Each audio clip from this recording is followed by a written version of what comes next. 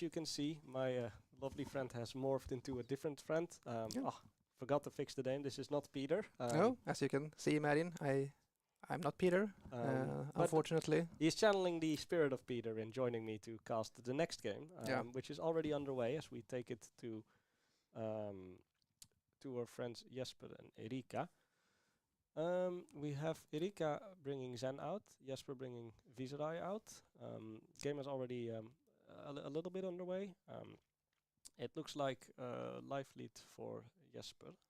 But I think names are flipped at this point because Erika is our Viserai player and Jesper is our Zen player. Correct. Yes, this is a problem that we've had with our cameras for a little bit. So yes, so it is. Well, they are still both 3-0, so at least we are good in that regard. But the names are the other way around. So we have Jesper on the right as our Zen player and Erika on the left as our Viserai player. We will get that fixed later. But let's see. It looks like Zen has built himself a long attack chain, starting with levels leading into several tigers. And if I'm not mistaken, it seems like Erika has built up quite a life lead. She's at 33, I think, and Jesper is at 23.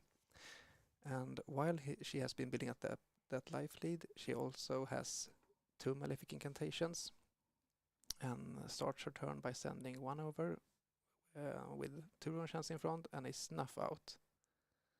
Yes, and since that Malefic Incantation that she has up, that means that if a Zen player chooses to let this hit, she can opt to destroy the Malefic that only has 1 counter left on it to force a discard. Yes. And since Jesper took the rune chant damage, there is also the opportunity for some boots shenanigans by Erika. Looks like we're seeing not... no, that's why she didn't have any cards in hand left. So that's why she don't. But we are seeing the traverse, so we are seeing Zen looking to go for a power turn. We also see the Tiger's High Reflex, which I think on the fence gives you a Tiger's crouching tiger in your banish zone. Exactly. So we see that in combination with the traverse makes sense. So we have a Chi, we have a full grip, we have an arsenal even, I think, and the crouching tiger in the banish. So we are about to see a Zen that goes, well, I would say bananas, but that's not really the tiger way. No, but it seems like at least Jesper found his hand good enough for some kind of go time. So let's see how much damage he can put together. Because I don't think he can't fall too behind in life totals because Viserai can set up, and once he's totally set up, there is no way Sen can pitch for enough rune chance to not die to it. Exactly. So we see leading with the Kakara into the tiger just for 1. And opting to just take the damage so far. Trying to block efficiently, and blocking 2s or 1s with 3 blocks is generally not where you want to be then. And decided to pick Chase the Tail as the Sen shard of choice. And it's like I must say this is one of the cards that I was more afraid of when Party Mistral came out because the rate is so good. And back then I didn't quite understand the potential of Sen as a hero. I just saw the cards and thought that wow, this is an insane rate on this card. So it's like a 1-4-7 at this point. Yes, it's coming in for that far go again because of the preceding crouching tiger. So you already see 4 coming through. That most likely, if you just block with a normal 3 block, that means you're already leaking a little bit of damage, and you know there's more coming. And there it is. Aspect of Tiger Red, creating another crouching tiger. Interesting thing here is that Erika so far just completely refused to block, holding on to a full grip of her own. So she's kind of weathering the storm by taking it, but she might have something that's go time on her end as well. Yeah, seems so. Want to get that Zen down in the below 10 health. And that's a very good chain ender. Because since Erika decided against blocking at all, it seems like she has 4 cards that she likes, but this Warmonger's Diplomacy tries to put a halt on that. Exactly. So there was probably going to be something along the lines of Rune Chant Maker attack, Rune Chant Maker attack weapon or something like that, but now we are going to be limited to only making Rune Chants or only attacking. Yep. And this is not the rate Viserai wants to have. So she's coming in with 2 rune chants and a measly 2 attack go again. Exactly. Definitely not where you want to be. What is it? 4 damage of a 4-card hand? Yeah.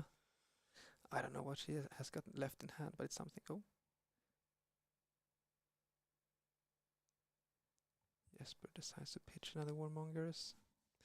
Since we can't hear the players, but I'm pretty certain that he picked War, and that would mean he has no way of playing Warmongers anyway. So I can see why he decides to pitch it. Mm-hmm.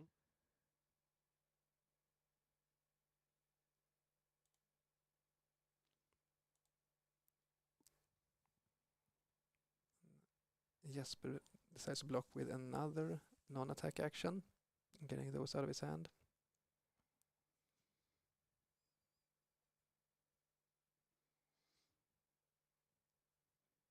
We see turn just passing.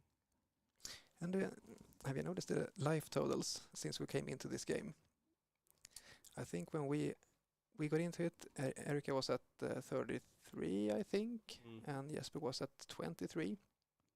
Yes. And the life totals are a lot closer at this point because Jesper decided to use his traverse, cashed it in for a Chi, put together a decent turn with a lot of tigers and combo cards, and ended the chain with a very good Warmongers. He's definitely closed that gap a little bit, and now also threatening the arsenal with a command and conquer. So he's telling Erika, you need to block or you're going to lose your arsenal.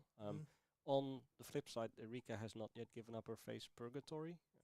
Perhaps a very important card if you want to prevent Zen from like eking out even more damage of that one card he might still have in hand. Yes, and I think that I would imagine Command and Conquer is like pretty much the one card or one of the few cards that you can actually use Face Purgatory to its fullest potential to get you back a card. Because if you block with the Face Purgatory, an attack action and a non-attack action, that would make it so that your opponent has to discard a card and you draw a card. So you get that card back, in a sense. Exactly. We also see Tunica 3 for Erika as well. Also waiting to be used. She is taking a long time thinking about these blocks.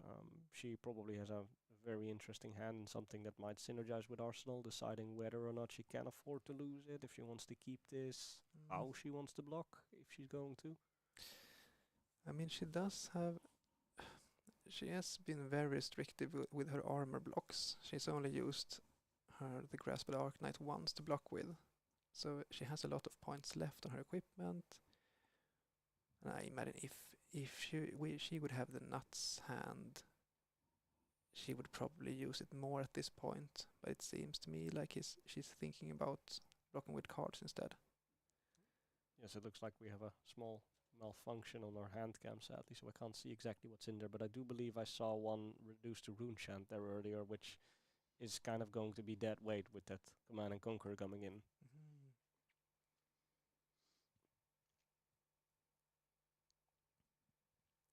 I think she's thinking about, do I like this card as much? I might just have to let this go. Definitely going through all the possible lines here. And there is definitely quite a bit of things that could happen with Viserai, because he can be so explosive and he can have these explosive turns. It's a bit of a puzzle where sometimes you can walk yourself through 2 lines that are completely different and end up with essentially the same damage total. Absolutely. And have you guys had any Viserai on stream so far? Not yet. No, I mean like not exactly a crash course, but it's in general about Viserai. And he scales exponentially in the sense that the more cards he gets to keep, his damage output grows exponentially from that. So if Viserai has to start blocking stuff, his turn won't be as impressive as if he's managed to keep like a 5-card hand. He can have insane damage output. So that's why cards like Command and Conquer and any kind of disruption serves a great purpose against Viserai. because you probably won't be able to just trade damage. You have to disrupt in some way. And that's also the difficulty here, because the position that Zen has put her Viserai in is that Viserai is going to have to give up a card somewhere. Yeah. It's going to be either the arsenal or something from hand. And she decides to block with one of her real power cards, the Mortar Tide. And I can see why she had to be thinking so much about using that card to block with, because you really want to make rune shots with it. Exactly. But it could be that right now it just so happens that blocking with that leaves her with a hand that is otherwise going to be powerful. Let's see, we see a Runic Reckoning coming now. Creating another rune chant. And sending a Arkham for 9, I think.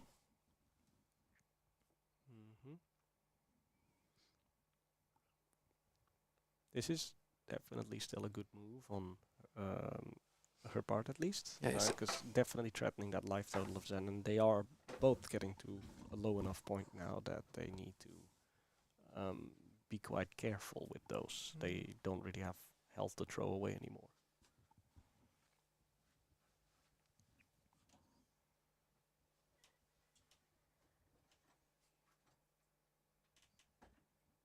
So we see a Wax On coming out there.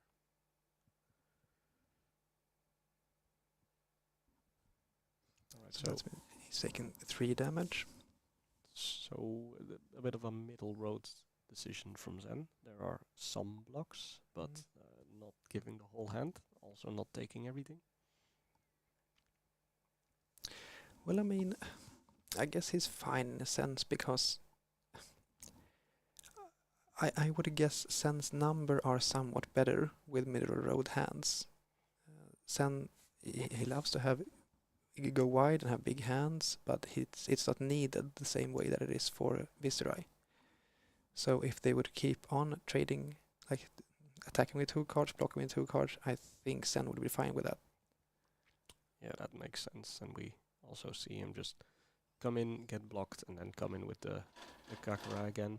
Both players not thinking too much about that decision.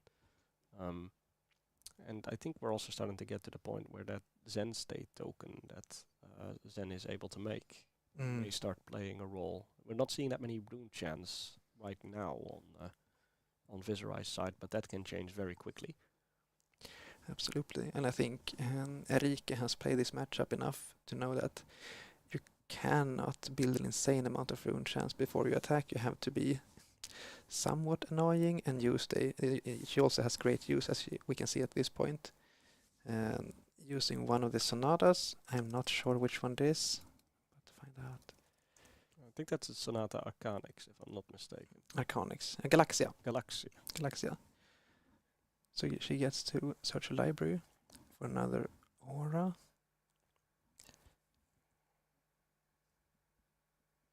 Let's see what she's going to pull out here. Something that makes rune chance is my guess, but which one is it going to be? Yeah.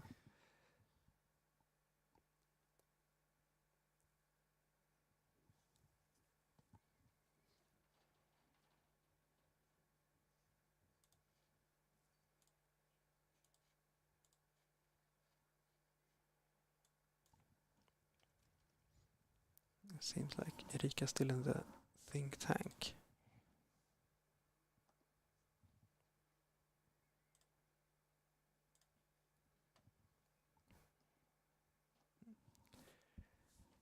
Looks like she's picked a Malefic Incantation of the red variety. Always a good one to get out. It allows her to keep swinging and making rune chants, and then swing with the rune chants and make more rune chants. It's kind of what you want to be doing in this situation. Yeah.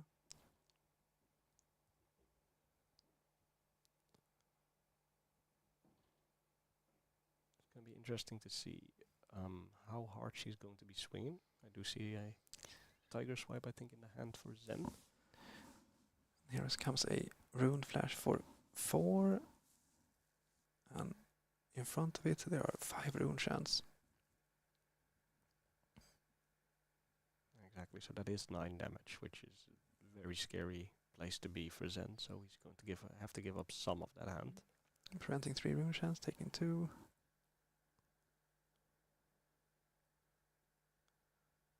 then the blocks. Fucking with a tiger swipe. So 1 damage get through. So we can take in a bit of a middle of the road solution. Zen opting here both this turn and the last one to just content to trade out a little bit, which is not the end of the world, but also a little bit scary if you look at the life totals. Zen is gonna get to that close to lethal range a little bit quicker than Viserai is if they keep trading.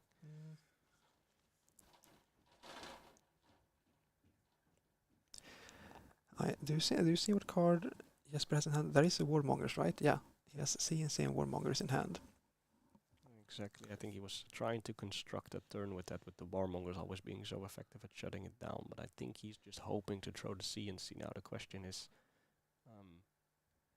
because it does not look like Erika has any hand. Oh, she has that one card left. Yeah, she's probably thinking about if she wants to play attack with Reaping. What's kind of Rune Blade, a Reaping Blade. Exactly. So will that go in Arsenal or not? Because if it does, it may be bad news for her.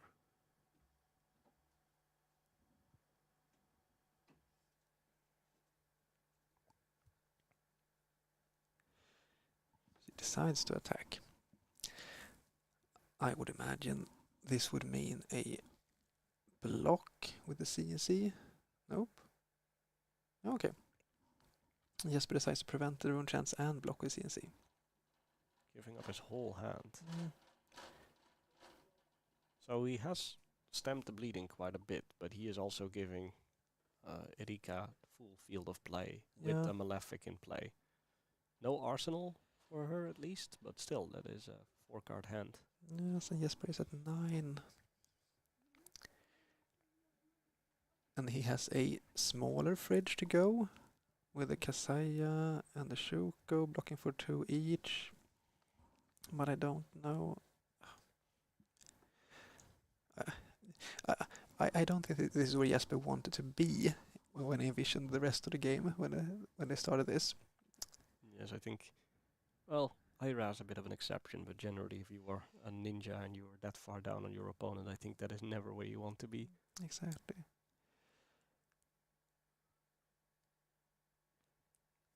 Well, turn start isn't as bad. Blue go again for 1. It's something. It's still a 9th of your life.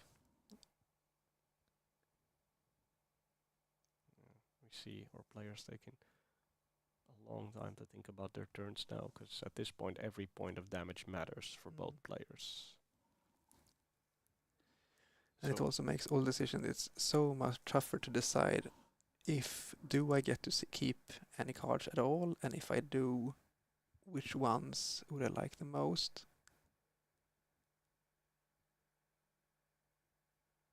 Exactly. We do see, I think, a sink. Is that a sink in the hand of our Zen player? I think there's a sink and a wax off, question mark. Runebound Rager coming in for a 3 with go again. 1 rune chant in front.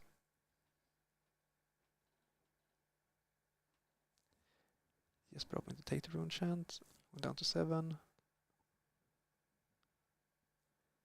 Oh, there is the Stickump. It's always a card you have to watch out for. Yes. Never happy to see it. And since Erika has done arcane damage, she can play this as an instant. So it ends up sort of being an attack reaction. Yeah. Not quite. But she does get an extra action point out of it. And that's something. Because the Stickump has go again in itself. Mm-hmm.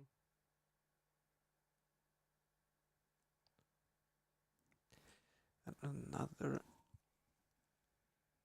What's it called? A Runebound Rager? Yes, that is going to make... I think... yeah, the attack of that is going to... Oh, yeah. I was thinking of the Malefic, but that has already triggered. Yep. Rune Rager Swarm it is. I forgot about what its name was. We see one more card being given up.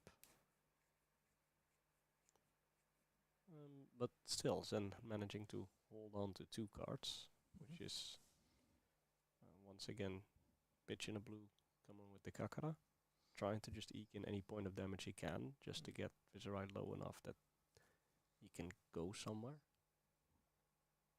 Because at this point, Viserai is, as you said, it's explosive and exponential, so you're seeking to hold on to those 4 cards hand so that you can come with so much damage that Zen can no longer block it. Mm. You see a levels for 5. That is still 7 damage coming out of a 2-card hand. 2 cards 7, it's something. And I think he only ended up taking 2 damage his last turn. But I would still imagine it, unless Erika has quite a brick hand, she has the life buffer to take a lot of damage if she likes what she's seeing in her hand.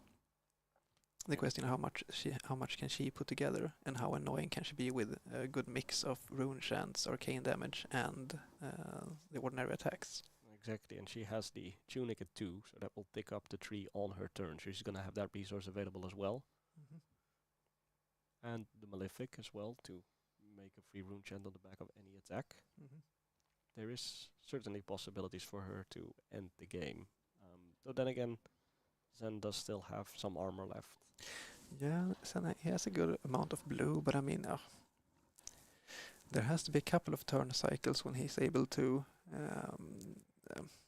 pay for the rune chants and also block the damage out. And there are a lot of breakpoints in Vista as well. I guess you can argue that the rune chants is like a breakpoint per se, but there is also a lot of 4s and 1s for that matter that are very annoying. And we do see Erika hold on to those cards and attempt to strike back. Yeah, and there's a Runic Reckoning, buffing your next rune blade attack for 3. Creating a rune chant. Looks like, Rika wants to just attack after that, but we had a brief pause for Jesper thinking about whether there was some sort of instant he wanted to play. So we see the, I think it's become the Arc Knight, I believe. Amplified Arc Knight. That's it. Coming in with just the 1 rune chant. Yeah, so it's 1 + 9.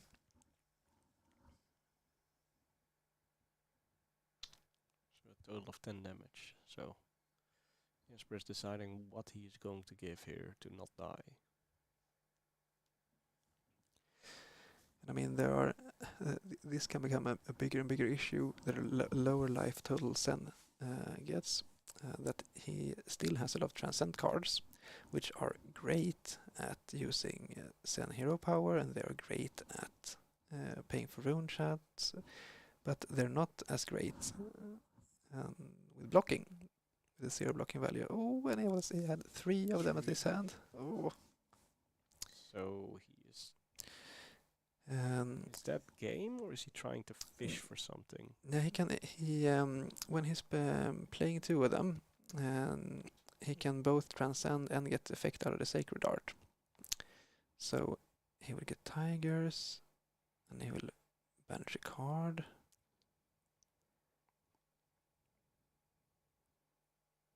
I guess it's... Do you remember what his arsenal is? I think he has Chase the Tail in arsenal. I believe so as well, yes. So there is still the line where he can use the Kasaya, his chest piece. So he can, for example, he could take the rune chant and decide to block with the chest piece, and then before it breaks, he can activate it to prevent another damage, and then get a Sensei token. And I think that's what he has to be going for at this point. Yes, but it's a tough one, because he is only on 7 health, and the attack itself is still coming for 9 as well. Yeah. But this equipment piece blocks for 4, and with the Sense state that prevents another 1. So that would mean that he is taking 4 damage. So we would go down to 3 health, but we did see him do the double transcend. He has 2 chi in hand. He's looking to try and fire back hard as well himself. Yeah, and it will be alright, because he has tigers, and he has it looks like the red aspect of tiger in hand, and he has the chasing tail in arsenal. And he will get to find something from his library with Senna hero power. So this will be a good turn, actually. And since he has the Send State token, the Rune Chants won't do anything at all for the next 2 turns. Exactly. So, an elusive situation, because even though Zen might be on 2 health, he's still in a pretty decent position. It seems he will present a lot of damage this turn. Exactly. And I would imagine Erika has to block a lot of it out. I don't think she can present enough breakpoints to get through the Send States and Jesper's eventual block. So there's a strong possibility that this will mean Jesper has 2 offensive turns in a row right now, because Erika won't be able to strike back as hard as she wanted to.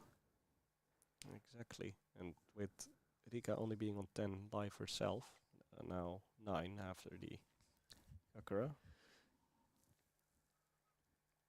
So we finally see that Chase the Tail and Arsenal being used. Coming for 4 go again as well. And Erika at the same time is understanding how Zen works, knows that he's going to go wide, but also trying to keep on to her hand, because he is at 2 life, just a little bit of threat. In that sense, it has to be so annoying. Because, if that stupid Send State weren't there, things would have been so much easier. If she only had to consider how much damage can I present. How do I survive this and present as much damage as possible? That would be one thing. But now everything is reduced by 1, and her Rune Chance does nothing for her next turn.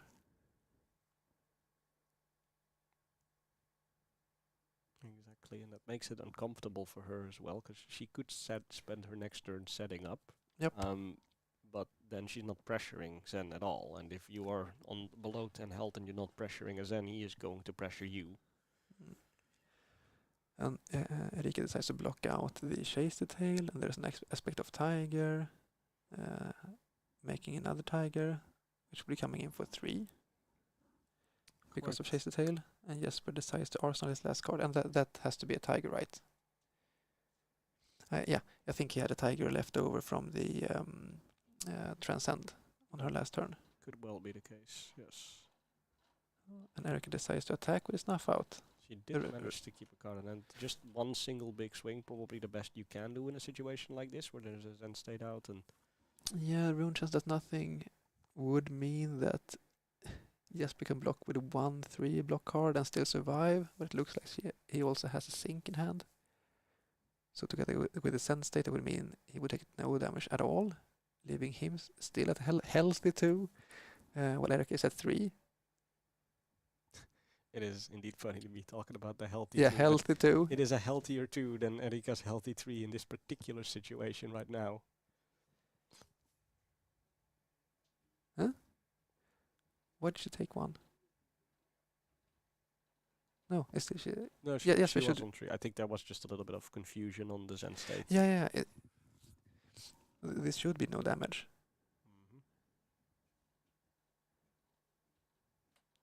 I don't know if Jesper is still considering if he wants to sink anything, or where we are in game state right now. It's either that, or he is simply like looking through his graveyard to see what cards he might still have available in the deck. Yeah, I think he might be thinking about the sink still, otherwise he would have cleaned that up.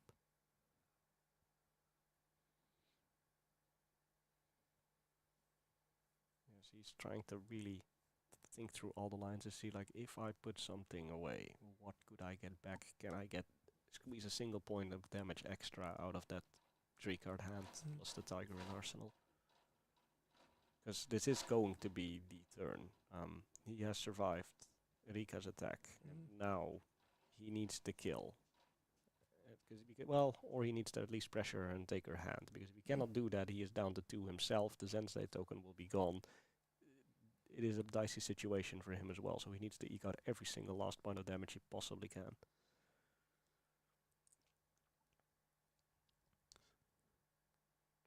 But it looks like we did not see a sink. Yeah, he did sink, but it came a lot later than I would expect, because Erika already she took the time to pick up her card, put it in her graveyard, and draw 4 for a turn, and then the sink happened. But everything is fine. I mean, they are I'm sure they are very communicative about what they do. Attacking with a tiger for 1. Those tigers for 1 after the Kakara become so. It's almost like the Kodachi lock when you hit 1. It's not quite there, but. And there's a tiger swipe for 4. And with net Jesper another tiger on hit. He has that chi left. He could find a card from his deck, but he would have to find a combo cost that's. Well, he has 1 floating, I think. Yep. Is giving up her boots. She still has 2 cards left. Obviously, she's trying to pitch one and attack with the other, maybe. But do you think Jesper has any Chestertel left? I would imagine they are gone by now. I think we saw definitely 1 earlier and definitely 1 last turn. Okay, dice against Mauling from Mauling Key. So he will attack with a tiger for 0, and then attack with a Mauling Key with an on hit of another arcane damage, since the last card was a tiger. And that on hit means that even letting 1 damage through is still that. So that is going to... No, he's opting not to. Just going for 5. It will still demand 2 cards. I guess that is probably the consideration. Okay. It will demand the cards anyway, so he's thinking I can just save this tiger for next turn. Oh, I don't know. Do you think we missed something here? It seemed like he decides to arsenal 1 tiger. And Erika makes a rune chant. With the grasp coming for 3 and 1 rune chant. So that is also 4 damage, and it's split. Like it's going to take at least 2 cards to properly prevent it. Because 1 needs to be pitched and the other needs to be blocking. Jesper could opt to take the 1 rune chant in this case if he has a hand that he thinks he can finish Erika off with. Yeah, it makes sense. He has to come through with 1 damage. Yes. So he takes the rune chant, goes down to 1 himself, blocks for 3, and now it is up to Jesper to use those last 4 remaining cards to try and close out the game. Yeah, and it seems like he decided to save his tiger from last turn, so that he had a safe way to for whatever combo card he has that needs a tiger to start with. And of course, yeah, that's true. They also is tiger for 1 has to be blocked. Chase tail for 4. Exactly. So this is most like Erika gives the good game. It's impossible to block that many attacks, even if they only deal 1 damage. But if 1 damage is lethal, then lethal it is. I must say, I did not expect this. It looked so good for Erika long way through the game. We came into the game like at the midway point, I guess. So we did miss the first card that were gone. Yes, but we saw Jesper stay very level-headed, taking that 1 power turn to even up the life totals, and then eventually barely just eking out that win. But that is how it often goes. Yeah, and the Zen State made so much work because it prevented. I think it prevented 2 damage the turn it came out, and that's okay. But the real issue for Erika was that the turn after that, there was no way she's getting through with rune chants. Like every break point doesn't matter, so it makes things so much tougher for her. Yes, a very good job done by Jesper in leveraging Zen's strength and leveraging that Zen State token to exactly buy them to victory. Yeah, well played. All right, so for the time being, I am still here with Konrad, not Peter. We will get that fixed. This means that with this game out, we're going to go back to a small break. We should have our next round coming up soon. And when we see that next round, you are probably going to see Peter back here instead of me. So you will have Peter and Konrad casting your next game. Not entirely sure yet what it is going to be, but the playing field is definitely narrowing as we get towards the later rounds of the game. Any specific hero you're hoping to see, Konrad? I mean, I think we are pretty comfortable which ones are the main villains of this meta. And you might help me out here. There has been a Enigma stream, there has been the Viscera Zen, but you had an Usuri last round, and that's kind of a dark horse. And we had a Kaio and Victor. Kaio and Victor as well. Well, that's something. So if I want, can I make a wish for anything? Yeah, whatever you would like to see. Uh, I don't know if we can make it happen, but we can try. No, but if I were to wish for anything, I would like to see a Levaya, because it's. I don't know if you're a brute player yourself, but I don't think you've dabbled that much into Levaya, have you? no, I am more of a Reinar player, a little bit of Kaio. No, I mean, what makes Levaya so special is that you feel very alive playing Levaya and playing against Levaya, because she can present insane numbers, and she can also just blow up for no apparent reason. Yes, you are definitely correct. Well, stay tuned, and hopefully we will get Conrad's wish, and we might be able to see a Levaya, or it could be something completely different. We're going We'll to find go to ads, and we will be back shortly. Yeah. Thank you.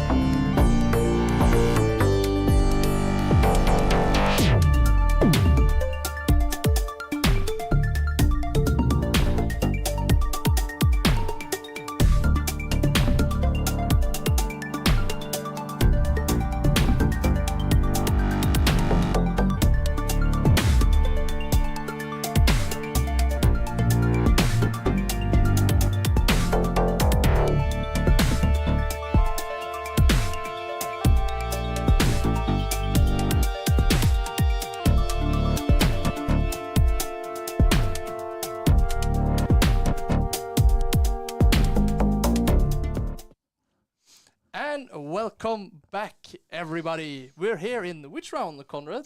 Round number 5. Number 5. How many rounds are the people playing today? We will play 7 rounds of Swiss, and then there's a top 8. Okay, so we're almost at the end, people. This is Mhm. very exciting. Is there any hero or player you're particularly rooting for, except yourself? Yeah, I was about to say I'm glad to hear, but I'm actually not, because I told you guys before that I would love to be a part of the casting this event, but I want to play mainly. Yeah. But I promise you, if I crash and burn, I will join you. And here I am. Whee! And so no one has to ask me how my day was Okay. up until now. Yeah, but you I- know, I'm still having great fun being here, so it's all good. that's awesome. And I told Boyd just at the end of last round, I really wish to say Levaya. Yes. But I'm not sure, but I'm afraid that the Levias have been Not in the top bracket, not top perhaps. contention at this point. Oh well, it's a very tricky deck to play, and very the Levia players I've talked with said like the meta is not there right now. It is rough. You have to basically don't block at all and just hope you have present better numbers. There are many plans involving not using, always using scab skins as boots and gamblers gloves as the arm piece, and just try to re-roll until you get enough action points to win the game. Yeah, that sounds scary. Yeah, it's all gas, no brakes. And it's really it's exciting. You do feel alive, but it can be rough against all So those it's room like blades. going to the casino. And Yeah, you go for it. all right, But let's jump to the game. Yeah, and this is actually not a rematch. It's other players, but it's the same matchup as we saw Yeah. last round. How And did last round go? It was a really exciting game. I think both players ended up on. I think the life totals were 1-0 at the end of the game. That is a good game, and we see that was some awesome looking sleeves on Marcus' side. Yeah, we The gotta names are wrong, so Yeah, just give we me gotta a get this second fixed, and but I will it's- fix it. Marcus is our Zen player, and Italo is our Roomblade player. And I can already say Italo's playing with really badass sleeves and a beautiful hero portrait. I love that. It looks really good. The anime Viscerai, it is so clean. But we could say last round, it actually, when we got into the game, I think our Erika, who was our Roomblade player at that game, she had a 10 life point lead. But Jesper kept his composure and actually managed to claw back into the game. Wow, that's awesome. Yeah, really well played. He managed to cling on with the help of Send State tokens, nullifying a couple of Rune Chant tokens and ignoring breakpoints so that Erika couldn't present enough damage to get the last 2 points of damage. Also, he actually managed to win? Yeah, he won. Wow, that's awesome. And Erika is a huge feat to beat. The Absolutely. girl great player. on fire, my lovingly friend called her back in the day. And Yeah, and it makes a lot more sense now because she just took down a battle hardened with with Blaze. Blaze. He was from the future. We just didn't know yet. So let's see. I must be saying I'm rooting for the Viscerai. A lot of players have been trying to tech for this matchup as it was extremely rough for Viscerai when they were not prepared for it. Because the Send State token is just like I often complain to my friends when they play Warmongers against me. I just lose a turn. What a broken card. Yeah. And Send State is you lose two Two turns. yeah. Holy moly.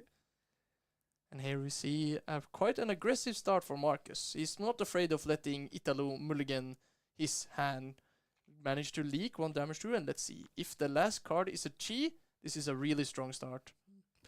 But do you think it can be a legit strategy to just throw everything at Viscerai, hoping so that she has to block with everything he has, and maybe draw a infamous Roomblade hand with 4 bricks? That might be a strategy, but I don't think it's like you should attack because you want to change your hand, not in hoping that the opponent's hands change because they might have a brick and you unbrick them if you attack.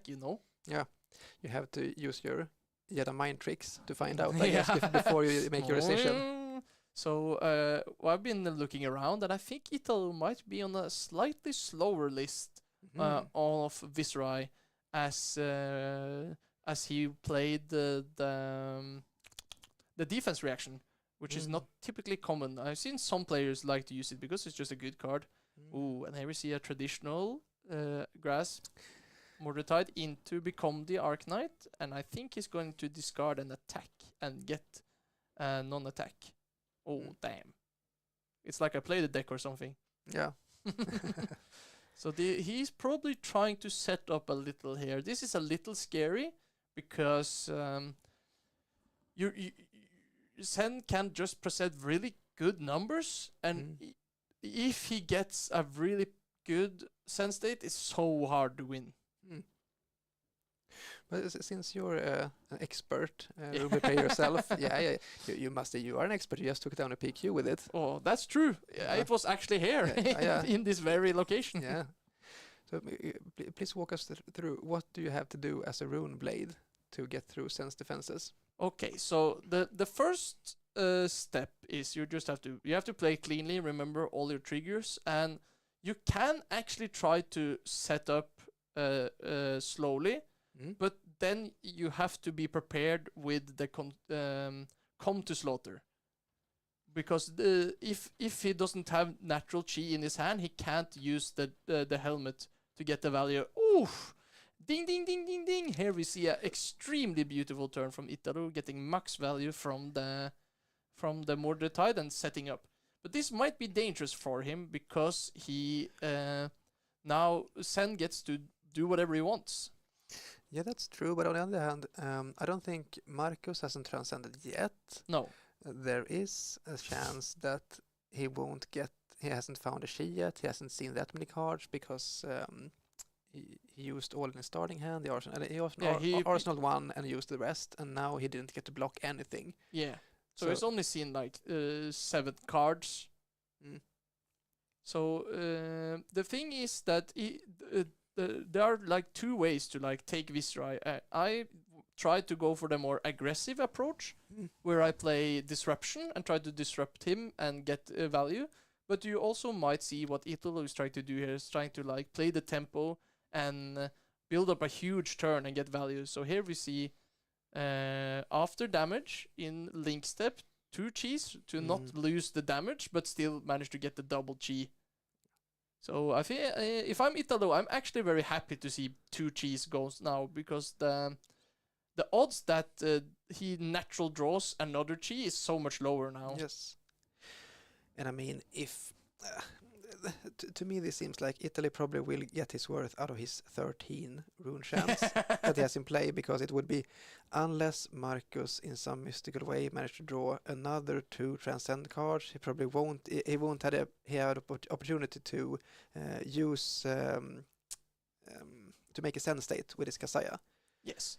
So we might be in like a weird stalemate here, where Marcus might IP himself to keep the chi in hand, to keep Italo from attacking, because here's the problem. You can't condemn if he has the chi in hand. That's and true. Then he gets the full value. And if I'm Marcus, I might consider that I want to do that. And here we see the rare footage of 100 wins actually having text, which is quite cool.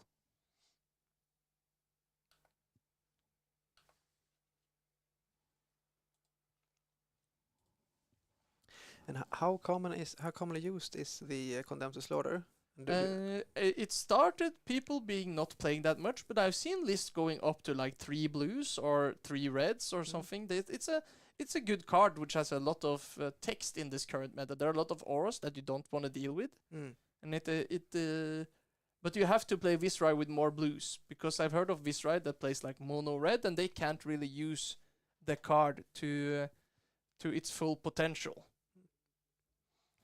And how cheap would you say the inclusion is? So cheap per se to include it? Yeah. I think the blue one makes a lot of sense. There's a card that I see Italo is playing. That's the blue become the Arc Knight. I personally don't prefer that card. For me, it was pretty easy swap between those 2 cards, because the 4 attack is just 1 more than the weapon, and it doesn't do anything special. It is an attack so that it can make rune chance, and it can still prevent some kind of brick, I guess. But I know where you're getting at. It's not that awesome. Yeah, it has it has a function because Visra, you want to have both. Okay, so here Italo is very happy to see the other G is going because he's keeping their entire hand and he's ready to party. So I'm uncertain if this might be right by Marcus because he got 3 damage. No, he used the last card as well. So he's doing quite a lot of damage, but he's now saying that I'm willing to take 13 damage for this damage. That was the word damage a lot. Yeah, and I mean, if I were Italo at that point, I would be somewhat afraid of the last card in Arsenal being a Warmongers. It could be a brutal chain ender, but I figure if it would have been a Warmongers, we probably would have seen it last turn. Yes, I agree. Now, sacrifice, one enchant, make the roar, and here's the ninth blade. Boom! So 9 plus 15. Yes, the new card, Piano Man, only gives you 2 if you don't have the Visra ability, but still 2 may go again. Sounds very good. I see like hand movement, so I think he just took it all because he doesn't have AB. Oh my god, that's right. I didn't see that. Yeah, no, he has no AB at all. The Sen players, they're here for a good time, not for a long time, so they don't bring AB for some reason. Yeah, I mean, I can see the point. It's not efficient keeping on pitching for AB. You want to present a lot of damage, and I'm not familiar with the Sen versus. I think the statement is that if the game goes long, you can beat me. Yep. But if the game goes short, I can beat you. Yeah. So they're like declaring that they want to beat. Oh no, this might be horrible. I think he forgot his trigger. I think he did. Yep. If he calls a judge now, he should be allowed to get it. But he oh no. So for all your audience right there, he must have verbally announced the trigger, but wanted to save time and do it. It's a little sloppy for my taste. You should do it step by step. It makes sense, but it's a communication game. So if he tells Italo, I'll go and get it, and Italo says that's okay, that's perfectly fine. You might get a little slap on the wrist if a judge is watching, but not here. Yeah, but I mean, in the spirit of. In spirit of a good game, I can see Italy just letting him fetch the chi, but if you want to be hardcore, actually the trigger is actually lost by then. You can't resolve it because you already passed your chance of finding the chi there. Yeah, the thing is that the rules have changed quite a bit. So I think it's looking for intent a lot. So it will try to. It will try to like justify if the player said, "Oh, judge, this is what I meant to do." They might just put the trigger back on the stack, and there might be ability to rewind. They try to make the game as good as possible. It makes sense, and I also prefer it that way. Yeah. I rather if when I'm playing, I rather win because I played well or drew well, not because I saw an angle to get my opponent. Absolutely. But we can see now that the life totals are 25 to 29 and I think Italy has presented 1 attack so far. Yes, it was the 9th blade plus a lot of rune chants. So he took 15 and blocked 9. So this is very interesting. I thought if I was Marcus that I want to block with the Kasaya and use the chi to get the token. You take 1 less damage from the 9th blade, and you also have the very nice buffer, but he has other plans. No, I'm by no means a very good Sen player, so there might be lines I'm not seeing right now. But I mean, there is the insane high potential of using Kasai at the right moment, and if he at this point Marcus has understood that Italo's deck functions a bit differently than most other Viserais, because it seems like he wants to build up a huge amount of rune chants. Yeah. And that would mean he might have a good opportunity to use the Kasaya and prevent like 15 damage, for example. But last turn, it's important to note that the rune chant comes first, so Yes. there's no way to block with a helmet Yettershi and an activated Gesaya, Yeah. because by then the rune chant has already done their job, so they're Yeah. gone.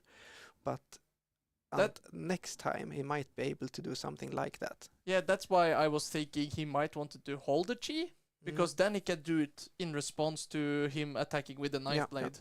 And then you're kind of like in this stalemate where you have to keep one card in hand, but you can still do cool things with 3 cards, and Italo can't really attack. So I'm uncertain if this was the correct line, but we'll see what the players managed to cook up with. So here comes the big tiger for 4. And it seems Italy is content to take a lot of damage here. Yeah, he. I would have imagined. There's the Oh. chain ender we were looking for before. So here is the punish for Italo's patience. And this is the hard part of being Viscera. You have very powerful deck, but you're also very vulnerable to silver bullets like Warmonger's Diplomacy. It's a shame we didn't know what Italo said, but I can't believe it's peace when he took all the damage. Unless it's just he has so many build-up cards in hand, but I can see like a rune flash. Yeah, it's This a one- blue rune flash. Yeah. No, it was a red one actually. Yeah. It's So there's the condemned we talked about. Yeah, so this is a 1 rune chant 4 attack go again. Yeah. And it's an okay rate, but it's not where you want to be after taking all that damage. It's like Sen has 1 for 4s, and you Mm. have 2 for 4s with go again. Yeah. So you look like you're getting scammed. You're overpaying for the same product. Yeah, like you might chase the tail or rune flash. Yeah, I mean, the I rate. wonder who's better. Yeah. So Marcus takes the rune chant, blocks 1 with his boots, taking 3 damage. Oh no! Activate tunic to send 6. Ah, Oof, this is rough for Italo. it seems like he pitched a Malefic Incantation, right? Yeah, so he had a really pretty good turn here with you could go Malefic, use Tunic to get play the Condemn, or Arsenal the Condemned, and then go 4 into 6 and still get 2 to 3 rune chance. So now you took 14 damage and presented 10, which is usually not the greatest math, but Italo still has his full equipment suit. Yeah, that's something. And he can also be able to steal some tempo with the very nice Face Purgatory. The correct use of that card can make or break a game. It can be tricky in this matchup, though. But I mean, do you think Marcus is running any big attacks? What would it be? Last round we saw CNC, for example. Yeah. But which other ones are there? The thing is that you are happy, even if let's see, you use it and you just block an attack for 4. Yeah. You're technically blocking an attack for 7 or 8 by making if your opponent discards a real card and not a tiger. Yeah, that's true. So you get value, and you can also use it to fix your hand. Yep. So here you see the mighty 0 tiger. It is feared by all. Yeah, let's see if Italy decides to block this. Nah, he didn't. Blue Pulse Ichi. It's Coming fun in. to see the new Sendex, what the cards they added instead of bonds. Yeah, they got rid of a lot of cards when they lost Art of War. They had to consider a couple of inclusions, and pouncing. That's one is called Pouncing's Key, right? Yes. Yeah. It gets +1 and go again if Crouching Tiger was the last card. And it also gets +1 by the Tiger Shuko, so it's actually a 3 with go again. In the Runeblade, you have to pay 3 for that crazy card. Let us see. Here's an activation of Sen, and what card do you think he's going to get? Let's see. Does he have the tiger? He gets a tiger now, right? Yeah. Yeah, so it's 1 tiger in hand. The other tiger was from the boots. I'm a simple man. I would imagine chase the tail. But then he needs 1 more tiger. No, he would have had 1 tiger. Yeah, the card before has to be tiger as well. Yes, yeah, there's that's tiger right. tiger So, more. behind, and then tiger whatever you want in front. And he has 1 card left in hand. No, I think he has 3 or 4 with the tiger.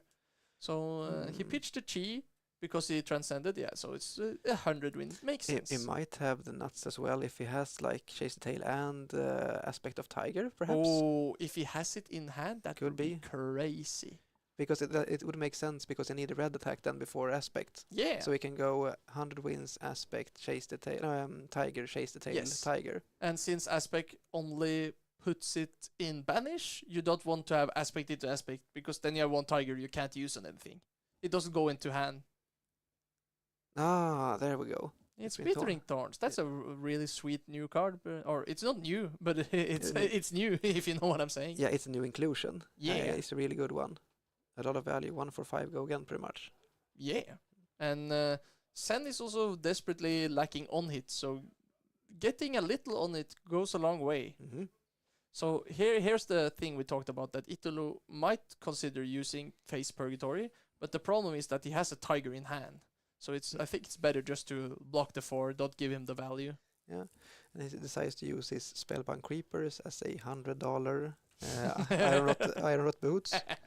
Sometimes they are. Yeah. What I love about the new Visceroid list is that you're so less reliant on creepers that the old list used to be. Yeah, that's true. So this is a rough turn for Italo. I think now Marcus doesn't have any cards in hand, so I think you just wanna give it up. I see he has a Sonata Galaxias, which you really want to keep.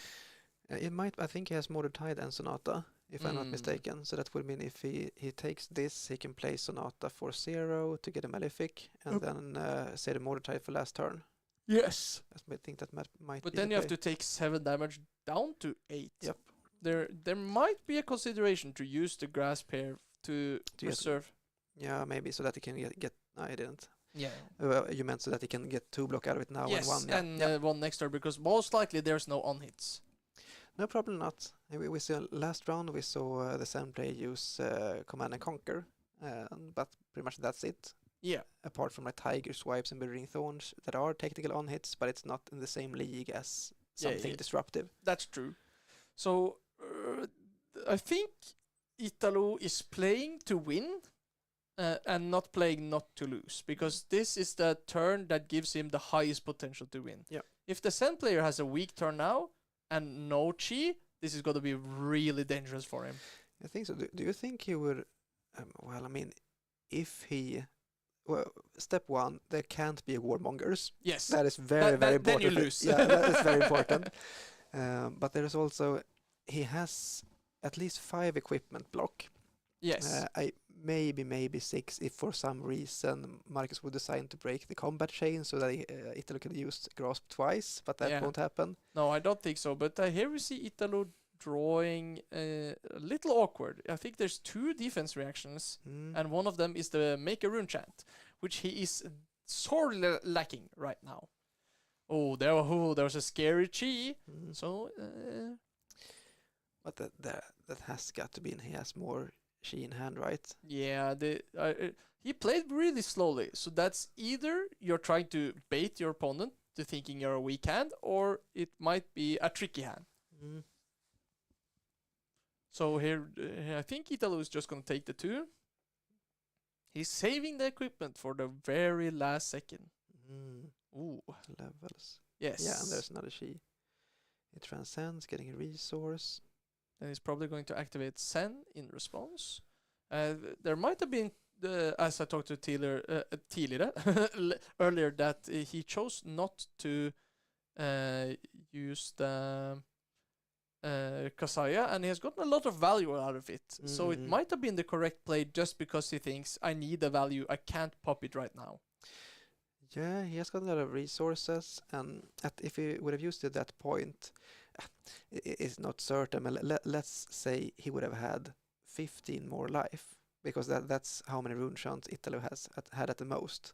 Yes. And he would have been in a very good spot. But at this point, he's at the healthy life totals, and Italo has to be worried that whenever he decides that I have to go now, a single Chi in Marcus' hand would destroy his turn. Yeah, and he's shuffling a lot of the Chi back into the deck, so there might be coming right up. Yeah, and that's a great thing with having Chi in Sen's deck. because since you do all that searching, you don't have this awful stack of Shi cards at the bottom of your library. Yeah. You will see them earlier. There, at least you will have a chance of seeing them earlier.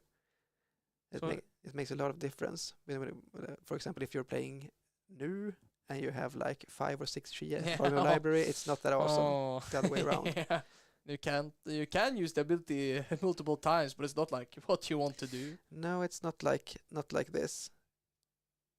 So Italo decided to block.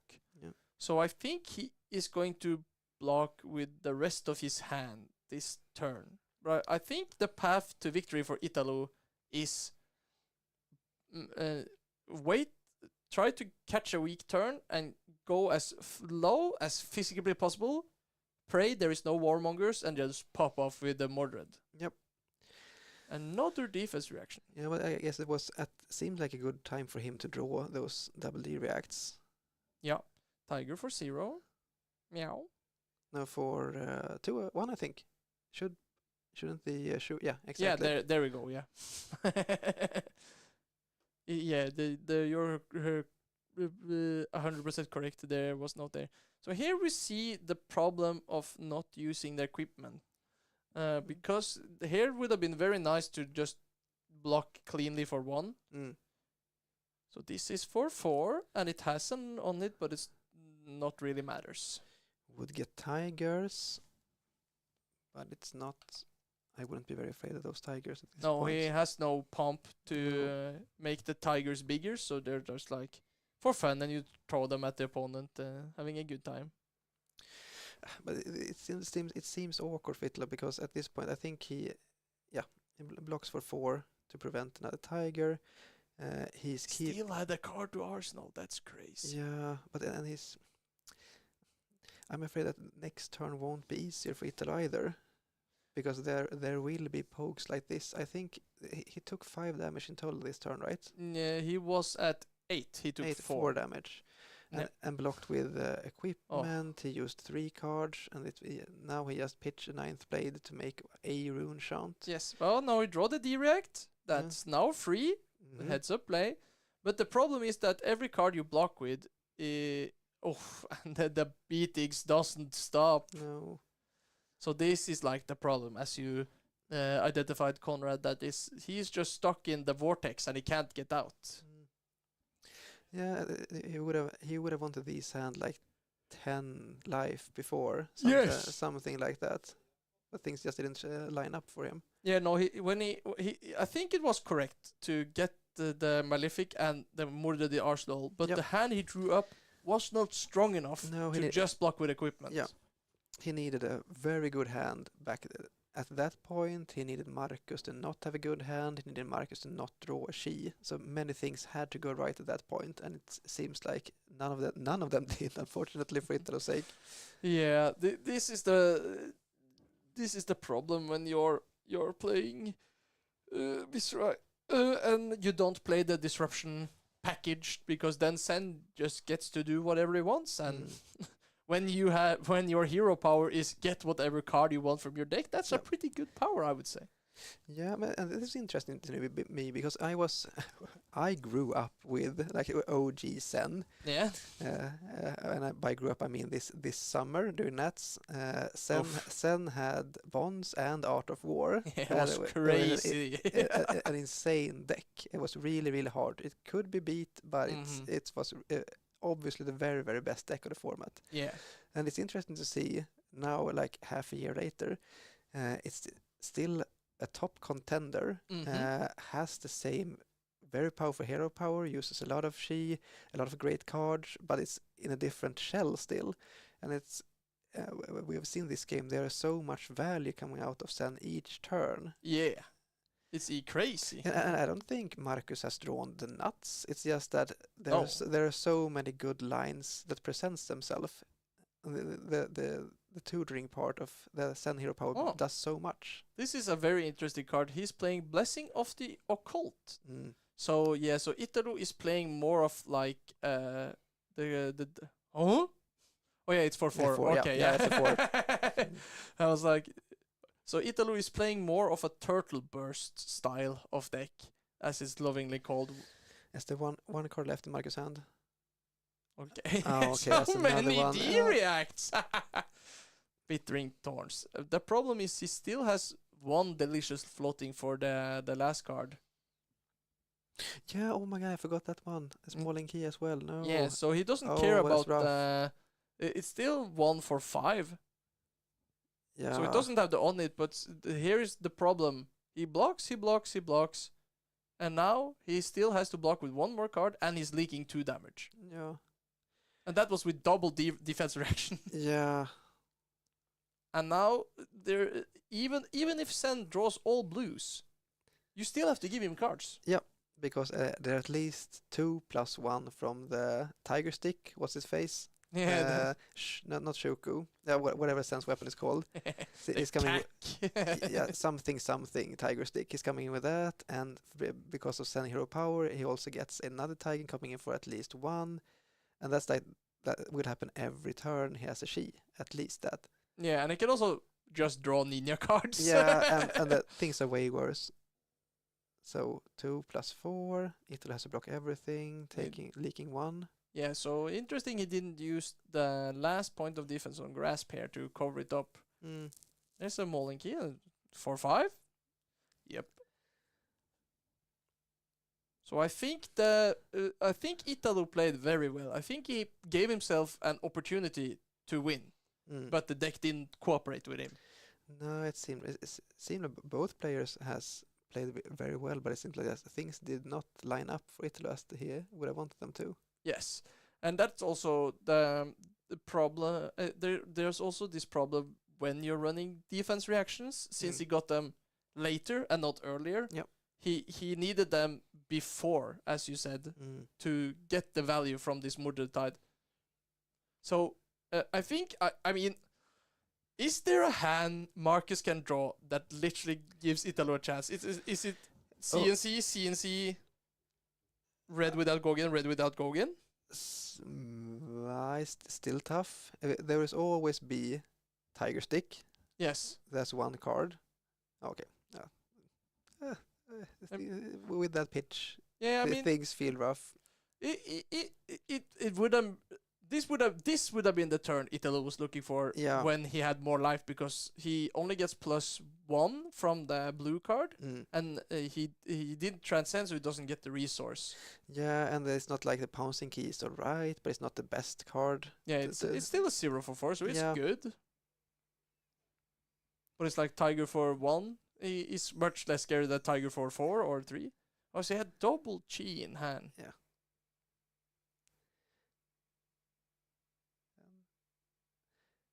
So he has to block this with a card, and then there is a Tiger for 1? 2? No, 2. Only 1. Shouldn't it be for the... oh, yeah, it's 2, yeah. You're correct. And the next one will be for 1. Yes. Okay. Where he makes another Tiger, and that's also going to get +1. So I think this might be the lights out for... And there's on-hit death. The usual one. Yeah. There's the fist bump. Very well played. Yeah, the deck is still good, man. Yeah, it's still good. Still got like it. Where would you think where was the turning point of this game? I don't know. Turning point, it might be the wrong expression, because it felt like Marcus. He was in the driver's seat the entire game. Yeah, he could. But there were. I felt like there might have been some turns where Italo could have swung back. But still, things would have needed to go right for him. Yeah, here I see some of the sideboard cards Italo got, but he didn't draw them. Like Succumb is a very nice card, and Snuff Out forces some action. I think there's a different timeline where Marcus keeps the Chi in hand, and I don't know how that game plays out. It might be very different, but I think the turn where Italo got the Murder Tide into sideboard, he needed a hand that could threaten 15. Yep. And probably. If he had gotten, there might have been some possibility to win. But he didn't draw enough offensive, and Marcus just could present a lot of damage and drew well, played well. So it was like, it was hard. I think it's hard to like tell exactly where the turning point is. There might have been an opportunity where Italo also took 10 damage. No, 14 damage on the Warmonger's turn. And that also changed that was a big lot. one. Yeah, that's really good Warmongers. Yeah, if the Warmongers didn't happen there, then Italo could have been more aggressive. Since Italo has more defensive, I think maybe he should have tried to play blocking much more. Just try to set up, block, block. Yep. And because Marcus doesn't have AB. And if you could like try to catch him when he doesn't have the natural chi in hand, you could just do a lot of damage. Yeah, but that seems, it might be the right call, but it seems very scary as well to just hope for building everything up for this one turn when he can't have chi, or else or else you lose. Yeah, that's rough. But I'm not a Visceral player myself, and I have to ask Italo later what he's thinking about the ratios, because to me it seems like there could be a risk of clogging up the deck even more, because usual Visceral Runeblade hands could be an issue where you draw only the wrong part of your deck. So that, for example, you draw all non-attacks or only attacks, and your deck does pretty much nothing. If you add defense reactions to that, there might be an even bigger risk of getting bad hands. Yeah, that's for sure a scary problem when you're doing it. I think Italo also doesn't play Sonata Arcanix, and then you don't need the perfect ratio anymore. I think he plays slightly more non-attacks because he's playing more of the build-up and burst style of Viscerai. Makes sense. And then defense reaction, it doesn't ruin your ratio too much, but when you're still kind of an aggro deck, and when you're fighting another aggro deck, there you see the problem of being like even on offensive and defensive. Yeah, makes sense. And I guess if you are planning on turtling and building up your rune chance anyway, Warmongers might not be the biggest issue that you have to face. Yeah. So yeah, makes sense. There's our good friend Italo showed. Italo showed he was sad, and our other friend was plugging off. So that's very lovely to see. Is there anything more you want to talk about the match? I think it was a good match. I think it shows the power of Sen and the problem Viscerai might have because of you're doing like half and half. Yeah, but it's interesting because now we have had 2 rounds of Sen versus Viscerai, and Sen coming out on top in both games. Even though the Viscerai builds has been quite different. Yeah. To me, it has seemed like Sen is consistent enough to keep putting out some kind of damage, presenting breakpoints, finding good cards from his deck over and over. And while in the last round, the Sen decided to he had AB. Yeah. But also got to claw back from a very dire situation using the Sen state. So really made a good use of his resources. And in this game, it seemed like since Marcus, our Sen player, were in the driver's seat all the time, he didn't even have to use his Kasaya. Yeah, he was like, he had it locked, put it in the safe, save it for a rainy day. Yeah. And so here you see the difference, because if Marcus, since Marcus didn't have AB, he could never claw back. No. So he had to be in the driver's seat the entire turn. Yeah, absolutely. So if he gets like, Sen has some brick hands because he has to play blues.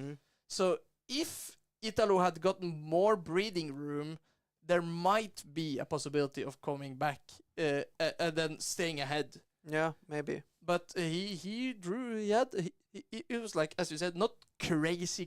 He didn't draw the Sacred Art and a lot of Tiger, but still just good Sen with his hero power. Absolutely, but there were no bricks, but no dead hands. But he did draw decent, not overwhelmingly awesome. Yeah, and then 1 clutch Warmongers. Yeah, gave him so much tempo. So much value. It's such a great card in the right situation.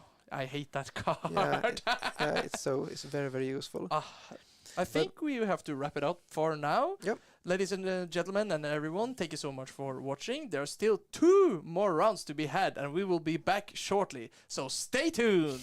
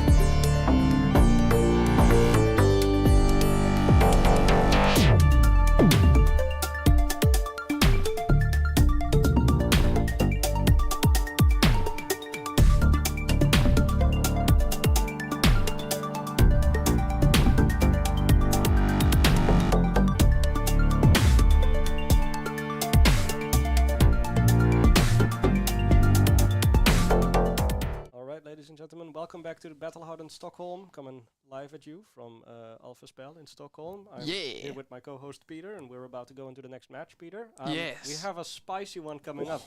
Please tell us about it, Peter. So we actually have a return from the stream earlier, Niklas Asner, but we also have, what's his name? Mika Vanino on Boltin, and he's 5-0 on the legendary Light Warrior. So this is very exciting.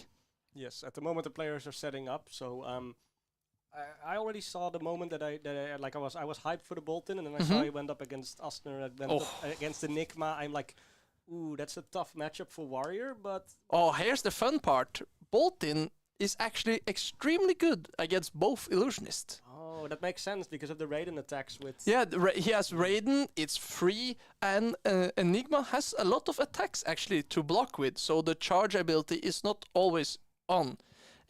Typically, back in the day, Prism used to struggle a lot with Boltin, actually, because of a lot of the go again.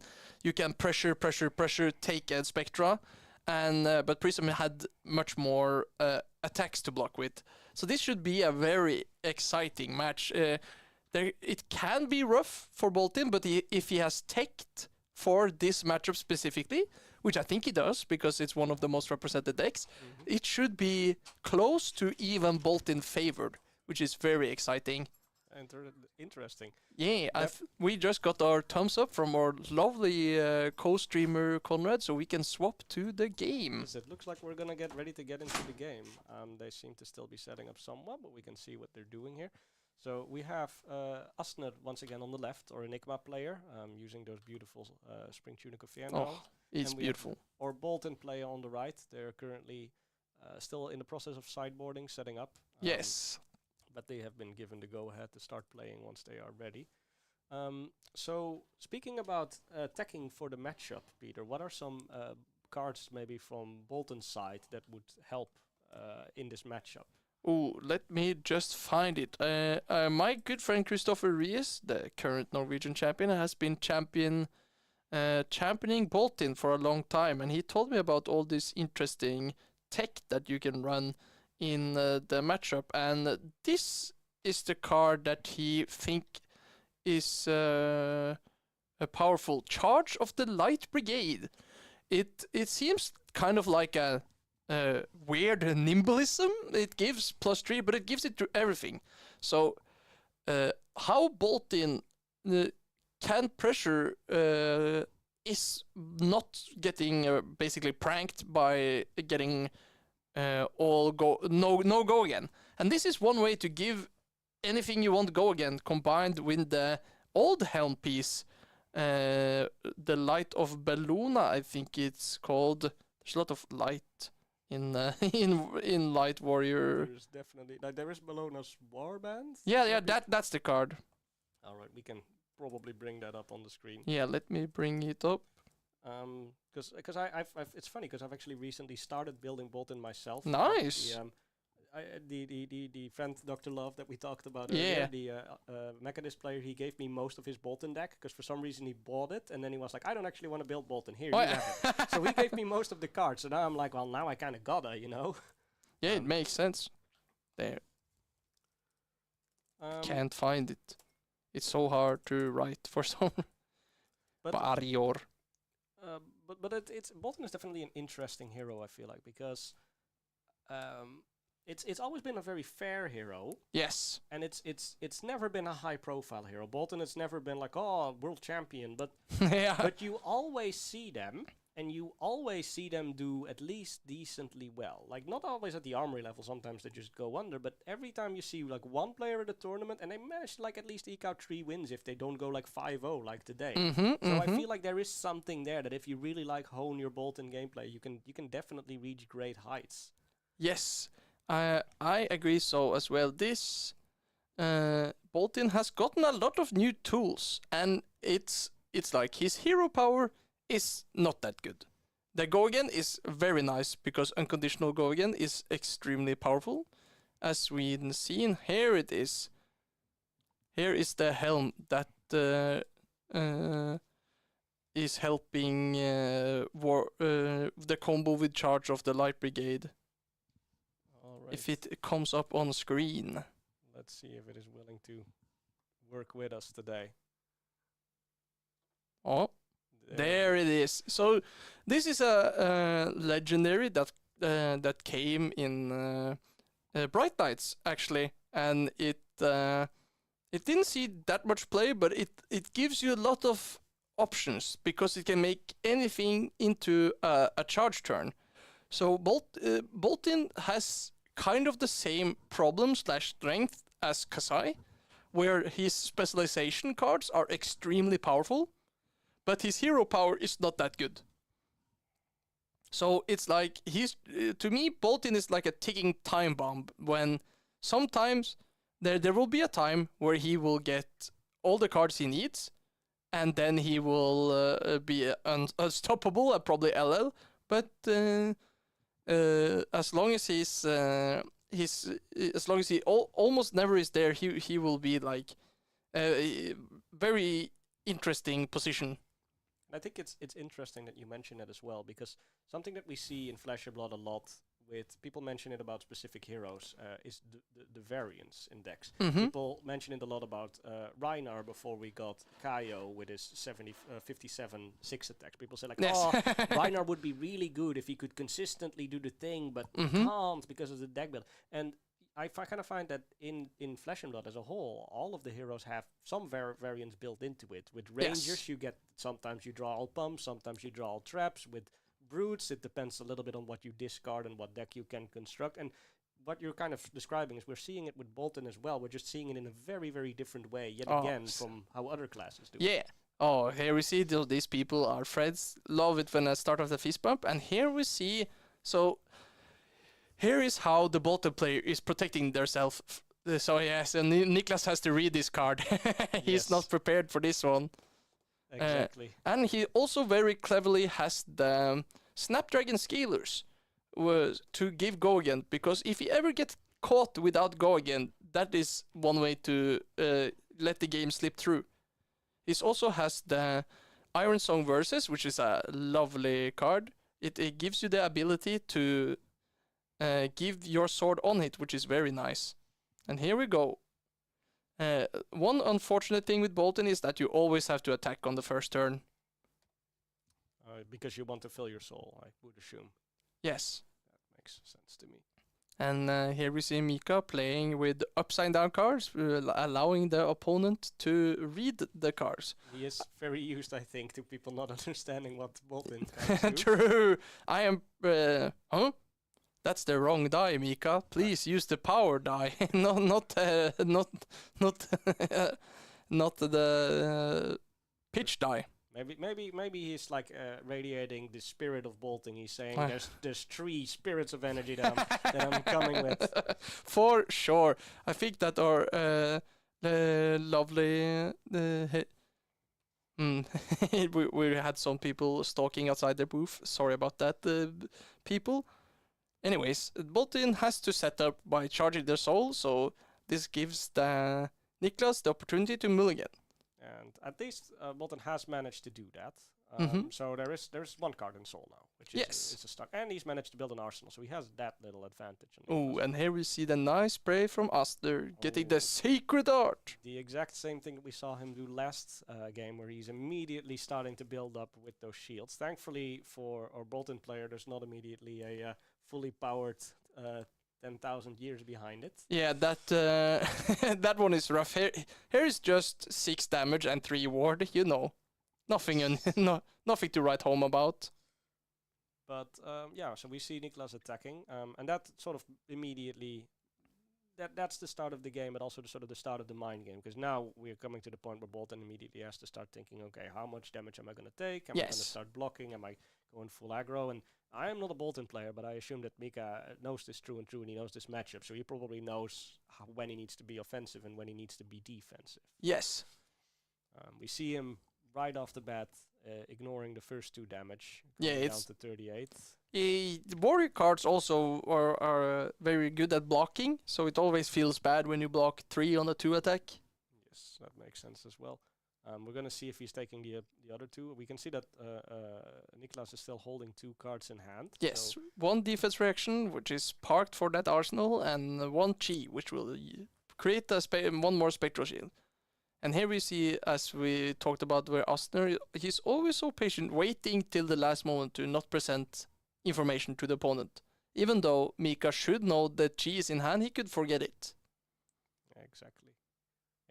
That's actually one of the more nifty, small, subtle skills that there is to Flesh and Blood, allowing your opponents to make mistakes, giving them that space to do minor mess-ups, even if they're just tiny.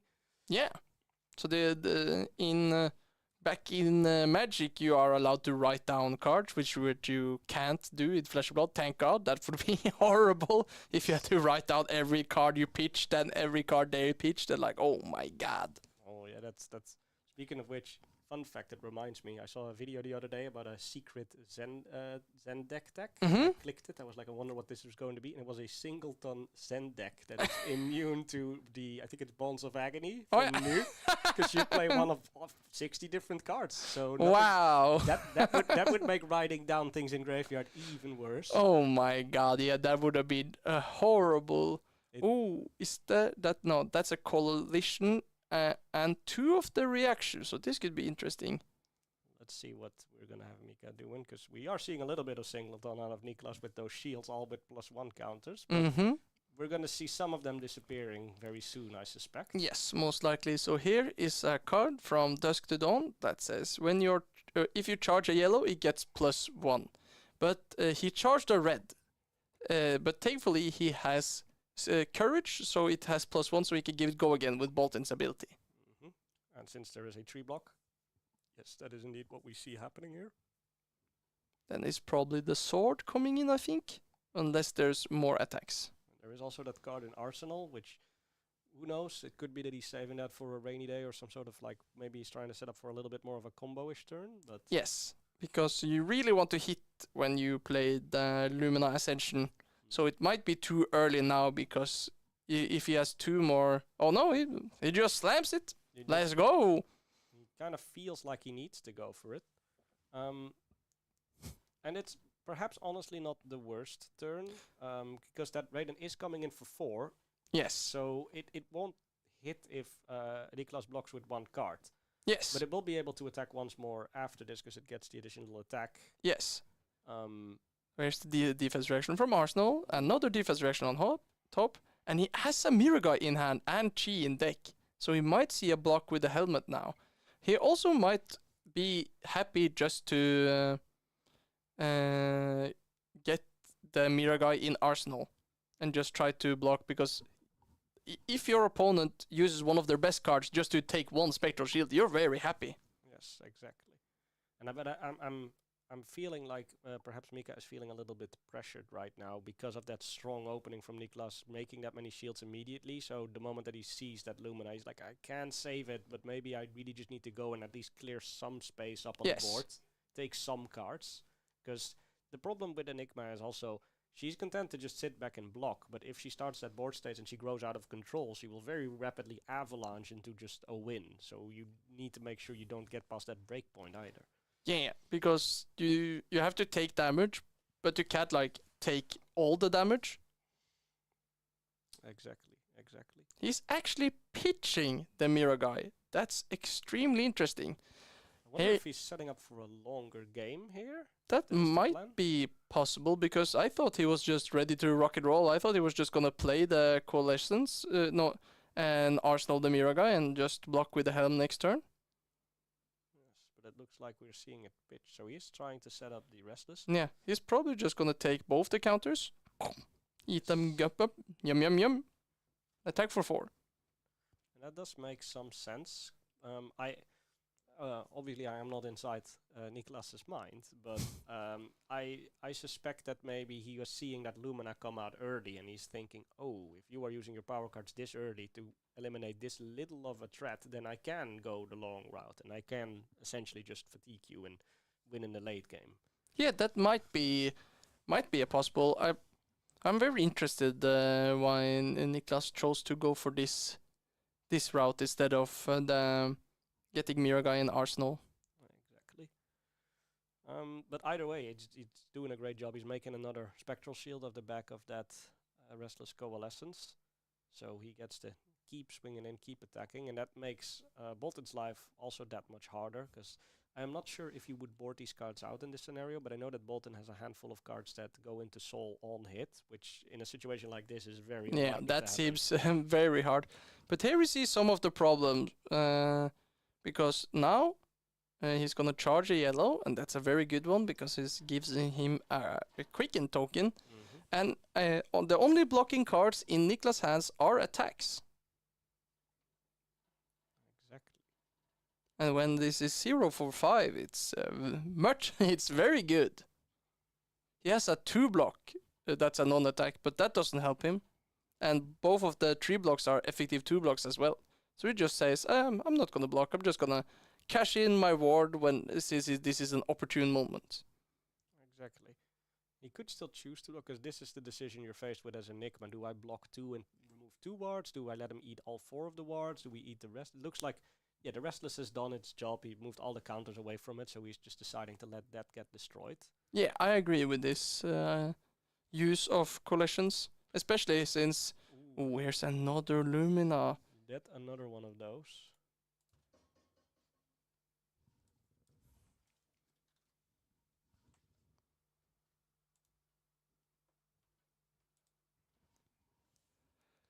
Yes, we see the Lumina coming in with the Raiden. As we can see, we've brought up the Lumina for you in the bottom. It's a whole line of text, but what it essentially says is your weapon becomes bigger and better. You may attack with it more times this turn, and if it hits, you look at the top card of your deck, and I believe it's either if it's yellow, it goes into your soul, or if it's It's light. If it's light, it goes to your soul and you gain a life.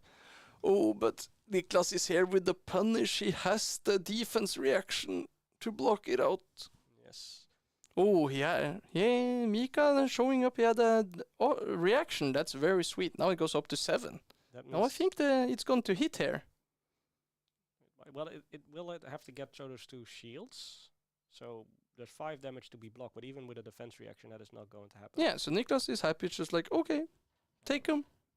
Yes. Let's see what you got. He is, of course, he's Enigma. He can go to 10 health, build a board from there, and still win. So Yeah. life is very much a resource for Enigma, more so than other heroes. Yes. And also now he masterfully played around the reaction, because now he can clean block this attack without getting blown out in quotation marks. Exactly. We see excellent play from both players here. Niklas on that patience with the reaction, just letting the attack hit. Mika being prepared to swing in, expecting a defense reaction, but carefully holding on to the attack reaction.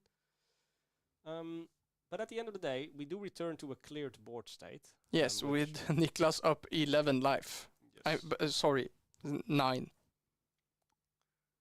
And there is... Ooh, this is a huge turn because he has CNC in hand.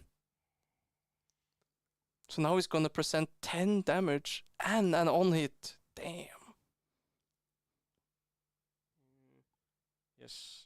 He has the 1 floating, and he has exactly enough for the CNC with the Tunic resource. Yes. So you want to prevent that 10 damage, because if you're the Bolton player here, you know you're going to have to take some damage to keep the board in check, but there's only so much damage you can take. If you take 10 more, you're down to 18, and you're below half of your starting total. And we're really only on turn 4, I believe. Yeah, this game has been... they've been gone out swinging. Exactly. And Bolton is known to need as much hand as possible. So when you threaten to take one of their hand, either Arsenal or it's quite devastating. The damage drops really quickly. He does have potential equipment he can block with, but unless he blocks with Tunic, I don't think he can spare himself a card from hand. Yeah, it's either Tunic or 2 blocks, and then you're blocking too much. Exactly. So here's another cool card from Bolton. It gains on hit go again. So if you're charged a yellow. So it's pressuring your opponent to either block, give me the go again, or let it hit and give me the go again. But when you have enough non-attacks, you sidestep the problem.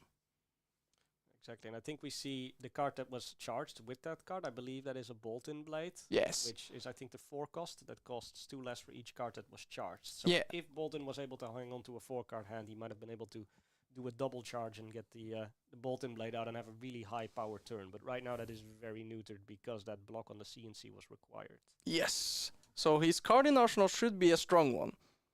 Yes. I don't remember what it is. If we even saw what it, if we even got the opportunity to see what it was. I don't remember seeing it.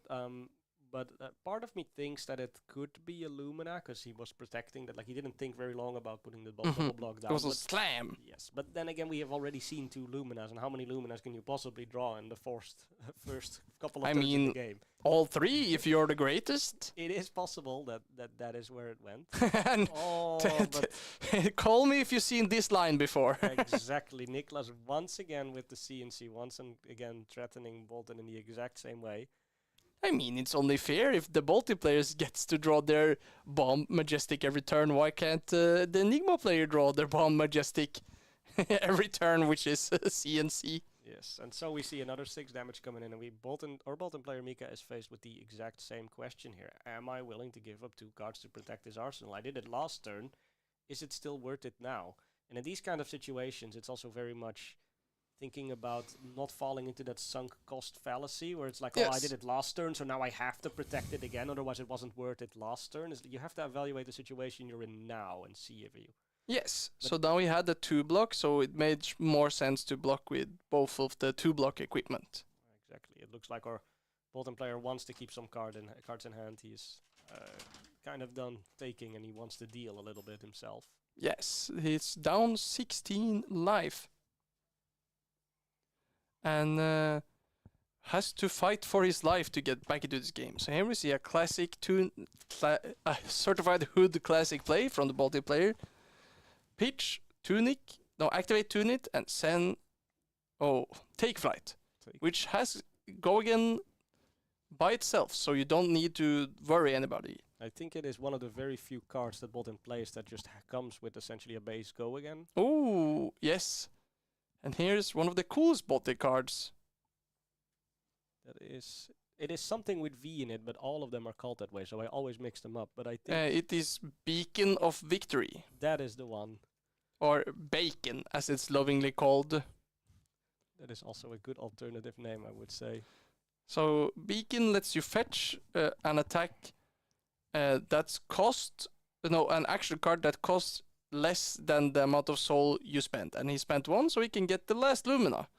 But if I'm Asder, I think I'm quite happy with this because that's the last Lumina of the entire game, and you're still at 36. Yes, exactly. It's I think what we were talking about before, I think Bolton probably has a good chance, like, to play a good game into Enigma, but I've been on the receiving end of this a couple of times myself. Sometimes Enigma just doesn't really pressure you, and then you can pressure them at the start of the game, and you can start rolling, and you can get into your good turns. And sometimes they just have like a very strong turn 1, 2, they get the 10,000 years, and they end up pressuring you, and then you can't clear the board either, and you're losing your cards, and you very quickly, things go south. And that's kind of what we're seeing now. Like, I think Mika has sort of been in the game because of the fact that he saw those 3 Luminas.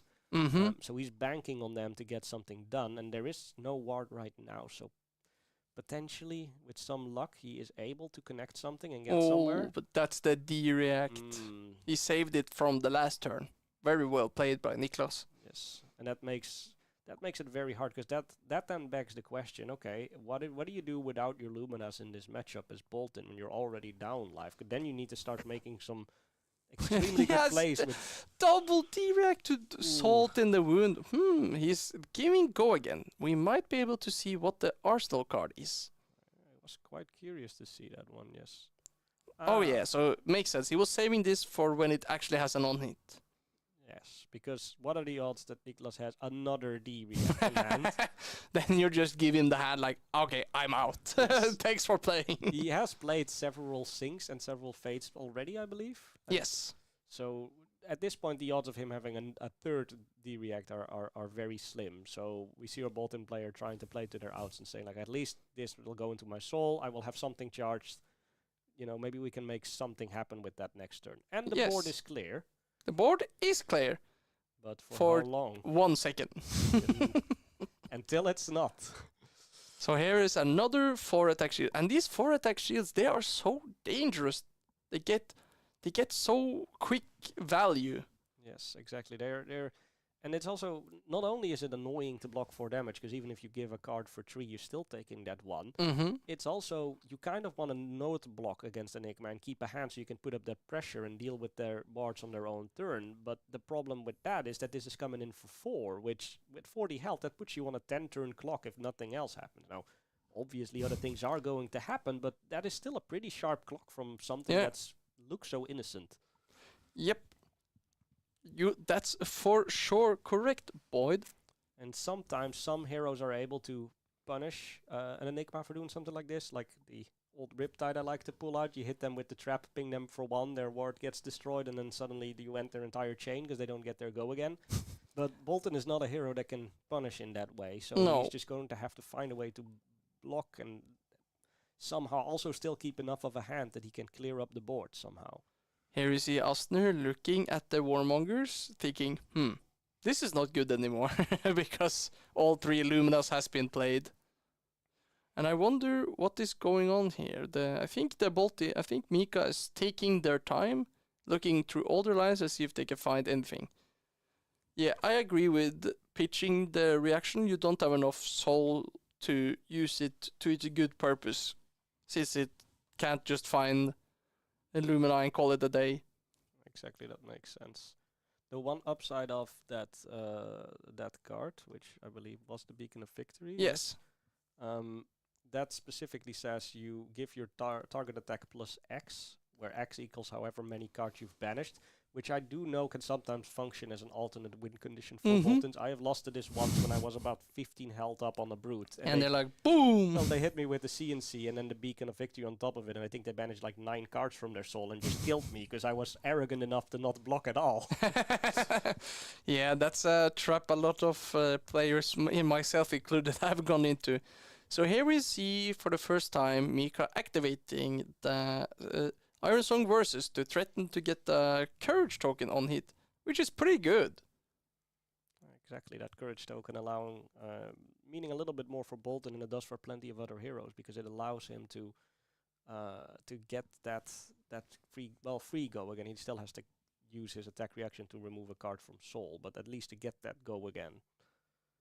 But we see Niklas blocking with the Traverse, finding himself a Chi. Yeah, he has Mr. Miragai in hand and is ready to present a very huge number against this Bolton. Yes, we see the threats kind of not letting up on Niklas' side, which makes it also interesting for me to see, because if you see this deck in action, sometimes you're like, how do you stop this, Peter? And then you remember that aggro does exist. And we've seen people lose to Zen on stream so far, but we've not seen Enigma and we've not seen Niklas lose to Zen. So no. I am curious to see what will happen when we get to our top 8s. Yeah, that will be very, very exciting. And I don't think our Lord and Savior or Lady and Savior Vincent is here to stop the Enigma rampage. I think we have 0 in the meta right now, which surprises me a little bit, because we do have one local player who is very deep into Vincent and bringing it to every armory, but it looks like they decided to show up with something else. Unfortunate. I would love to see some Vincent gaming. So here, Niklas is going to pump the brake, not pump the brakes, he's going to pump the gas. He's like, draw your card. Oh, you know why he lets it do that? Because he has Lost in Thought in Arsenal, so he's so sneaky. Sure, take your Arsenal. Take the Ponder token. Oh, I'm going to mess with it anyway, yes. Yes. Ooh, and he's going to present 14 damage this turn. There's the Mirror Guy. Boom. And he has exactly enough resources to swing both. This is delightfully devilish, I would say. And that's also not quite enough to kill Bolton if he chooses to not block. No, but if you go to 2, yes, what are you gonna do? Exactly. I would argue going to 2 is probably a little bit less risky against Enigma than it is against most heroes. Fair. But it's still never where you want to be. Unless your opponent is at 1, then perhaps. Yeah, then there's always a reason for every line, I think. But yeah, I think the Bolton is in the scissor, as we say in Norwegian. Yes, I can very much see where that abbreviation comes from. This is a tough one because he wants to block here. He does not want to go to 2 live, but that's always the dilemma with Nick, because you need to keep cards to clear this. Because if you just block and pass the turn, then Nicholas is just going to make his board even wider and then kill you with the same cards next turn. Yeah, so it's damned if you do, damned if you don't. Exactly. But let's see, there might be some cool cards that I can't think of that might help Mika in this situation.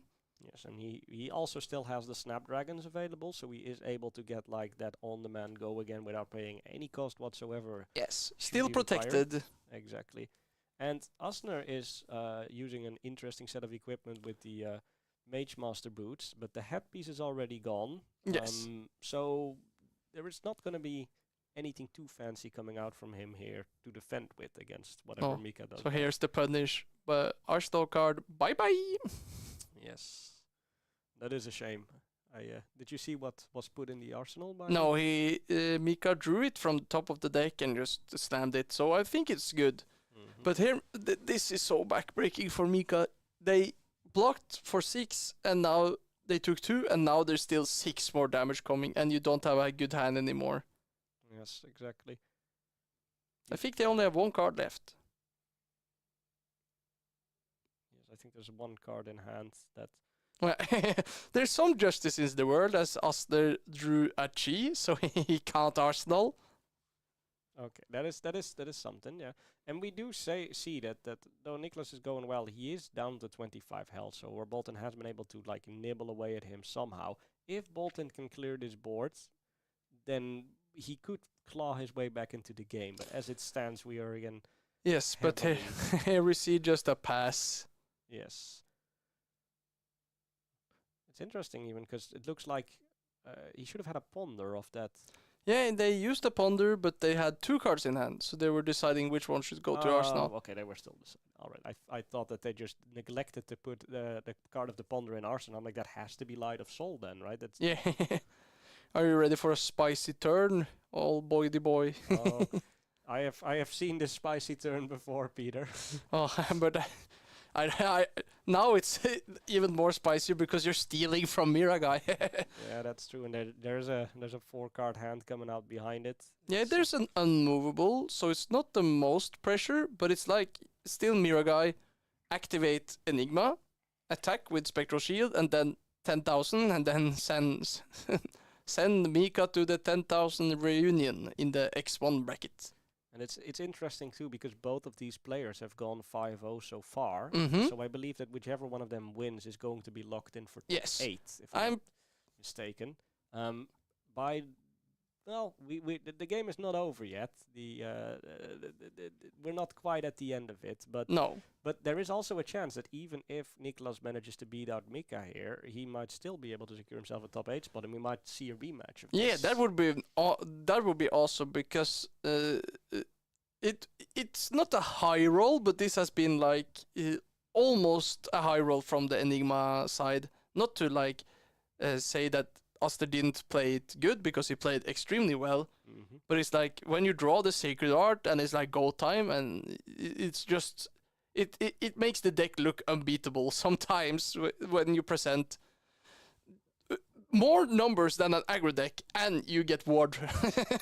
Yes, I get what you mean, because there's so many situations where, there is like an extremely good tool available against all the D-reacts that Enigmas plays in Command and Conqueror, but sometimes you have it so that your opponent just draws all the D-reacts early and just blocks everything you do, and then you draw 3 Command and Conquerors when you don't have an arsenal or any and then it's just a okay attack. Exactly. So Mika is at 6, blocking with 2 equipment, and here trying to just stay alive at this point, but Yes. while somehow also trying to keep a hand. When I see that should put the fear of God into someone, and it doesn't. The Mika is still a threat. It still is 4 damage, but this is 10, and you're at 6. Yes. How many cards is there still left for Mika? He has managed to hold on to most of them. Yes, I do believe it's 3 cards or 4, but he still has to block for 7, not to die. Yes, exactly. Like 2-card blocking. Well, 2-card block might do it. If he blocks with 2 cards, blocks 6, he will go to 2 health. Yes, but how are you gonna clear the board? Yes, that is always. How are you gonna clear the board? I think if you answer that question correctly, you've beaten Enigma. Yes, for sure. It's cool because we talked about Haunted, and the reaction is the generic warrior. So if Enigma keeps being a menace, there might be a reason to play it in Bolton as well. They will not see it coming. Yes, I think you are correct about that. And as much as I actually like Enigma, and I like the theme, and I like what she does with the board state, I also can't wait to see some silver bullets that give her a rough time after the last couple of months. But man, it's a deck, and it's in the meta. Absolutely. So let's see. Can Mika show us how to get out of this? I don't think that will do it, my friend. It's going to clear one of the many pieces of Niklas's board, and he can even block if he wants to. He's sitting there with the Fate Foreseen, but at this point it's like he can take it, he can lose his wards. He's incentivized to at least keep the mirror guy because that's the only go again. Ooh. But it does seem the obvious choice to just throw the defense reaction in front of that. But then again, like we talked about, Niklas being such a patient player, takes a moment to think about it, like, okay, that's the obvious choice, but is that actually what I should do? Yes. I think we're going to see a level of enlightenment for the powerful 3 go again. But when your opponent's at 5, the 1-cost head jab will do the job. Exactly. So we see first the mirror guy swinging in for 4. Yes, it got dig evolved into small mirror guy. So we see a block for 3 coming out with a Bolt of Courage, taking that out of the deck. So we see Bolton taking 1 more damage. Yes, and here it is. Oof, 3 go again. Powerful stuff.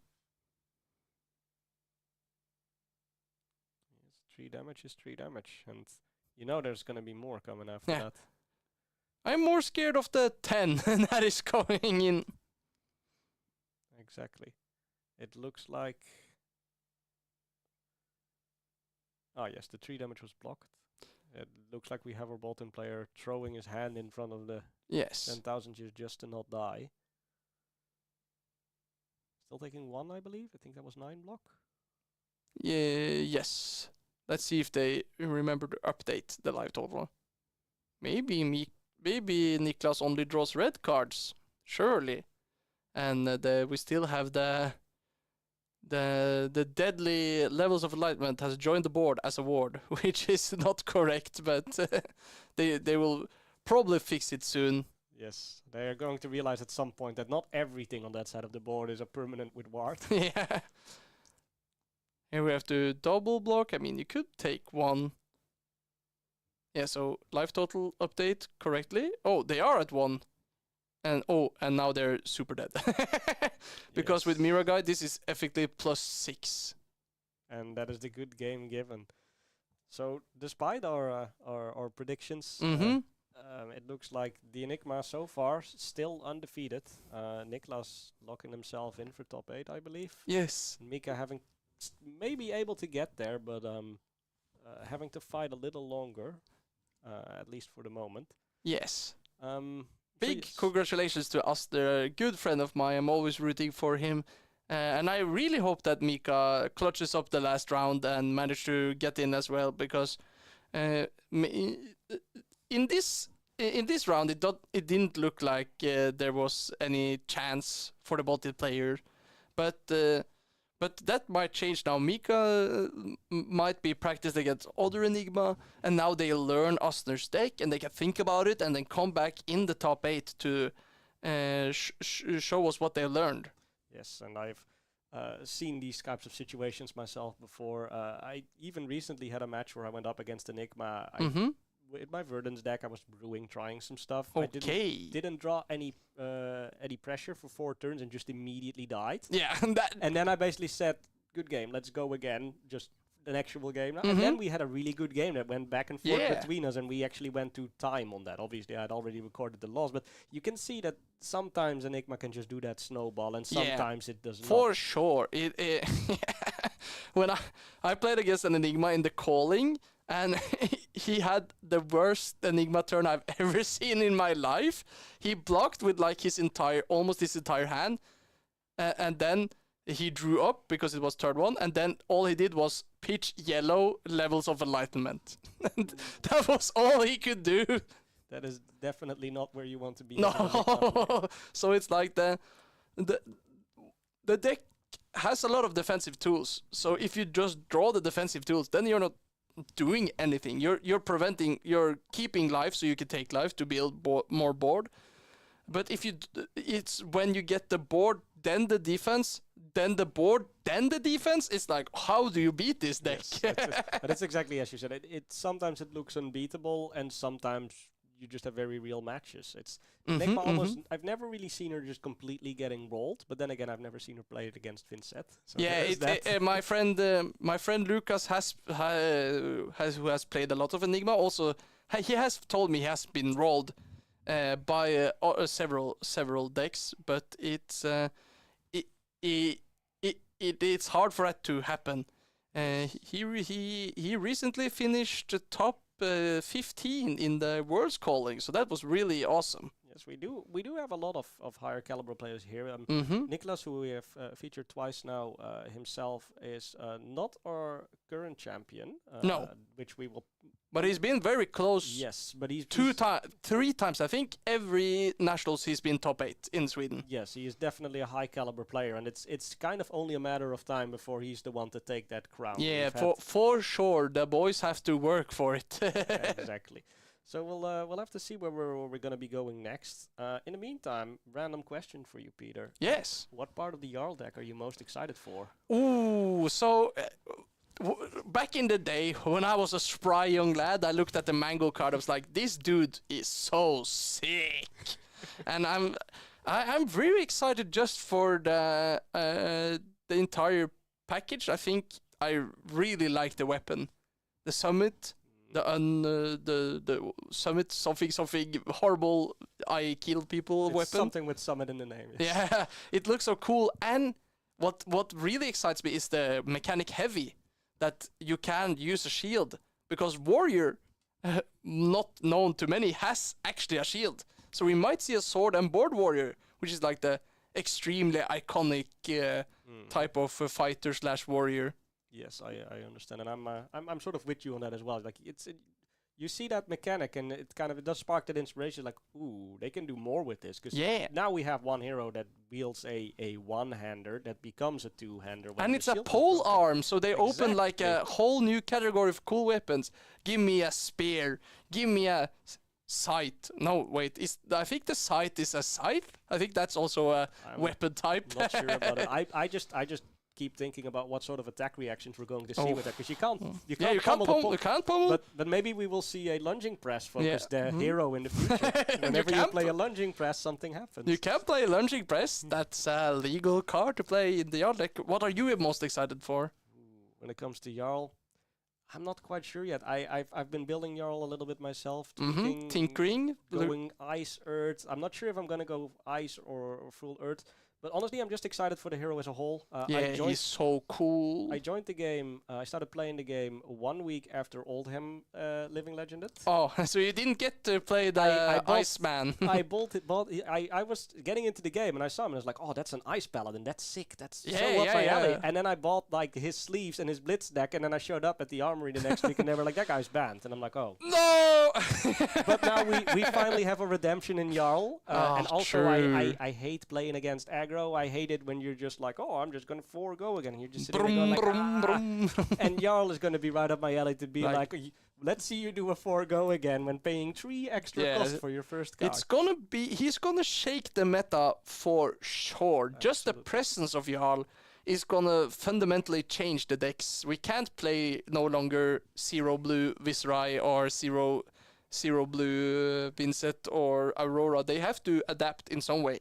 Yes, I think you're right, and I keep seeing like these bitchless Aurora decks Yeah. and such online is like, yeah, No, no, good luck no. with that. But we'll see what happens. Jarl will arrive in due time, and you know what else will arrive in due time, Peter? Oh, tell me. Our next match, which Yay! we're not going to be going into yet. We're still going to be setting up and having like a short break, but we should be Yes. back in, if everything goes right and nothing breaks this time, fingers crossed, in about 10, 15, 20 minutes, we should be going into our next match, and we will have another interesting... Yeah, Let's this will be the watch. last round before top 8, guys. So stay tuned, and we'll see you soon.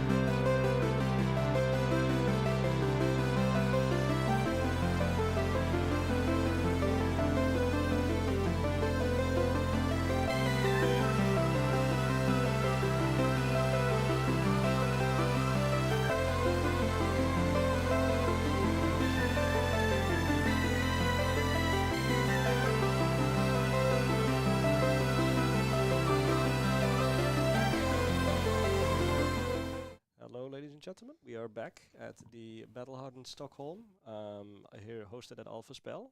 We're going to bring another match to you. Once again, I am joined by my co-host Konrad. We have an exciting one for you. We have Simon Nielsen, all-time Magic the Gathering player, if I'm not mistaken. He won the Hardened Lyon recently. I think it was maybe 2 months ago. Yep. And he's also the Danish national champion last year.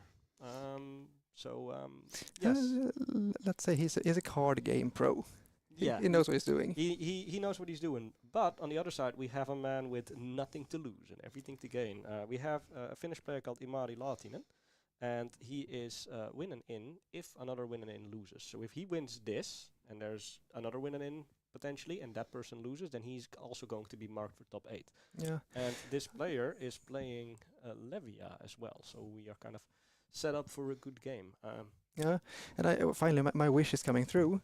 On the stream before, I wished for a Levia on stream. I got that, and if tensions aren't high playing Levia already, you also got the factor that if this is your probably winning in, you have to win it to have a chance to have top 8, and even if you do, it might not be enough. So, but I'm sure Ilmar is, since he's a brute play by trade and also a Levia player, he's probably as tough as they come. Exactly. So we'll see what he can bring to us as we are going to throw ourselves into the game. You can see the players are still setting up. They're currently still shuffling. Conrad, what would you say in this matchup against Zen specifically is one of the most, let's say the most important card for Levia to think about? The first one to come to mind is, of course, Bloodrush Bellow, which is a brute, fantastic yellow card, which can really higher your damage output by a lot. And it's one thing that if you get to Bloodrush, you can set up for big turns with your double claws and other big attacks. But Levia also has this pretty new edition called Shadow Realm Horror, which is a fantastic card that's really higher the ceiling of Levia. Because when you have to, in many matchups, and I would imagine also in the matchup versus Zen, you have to go pretty much all gas, because once you have played enough Levia cards, you have banished lots of cards with Blood Depth. And Blood Depth makes it so that at the end of turn you lose life for each Blood Depth card in the banished zone, unless you have banished another Blood Depth card, another card with power 6 or more this turn. Mm-hmm.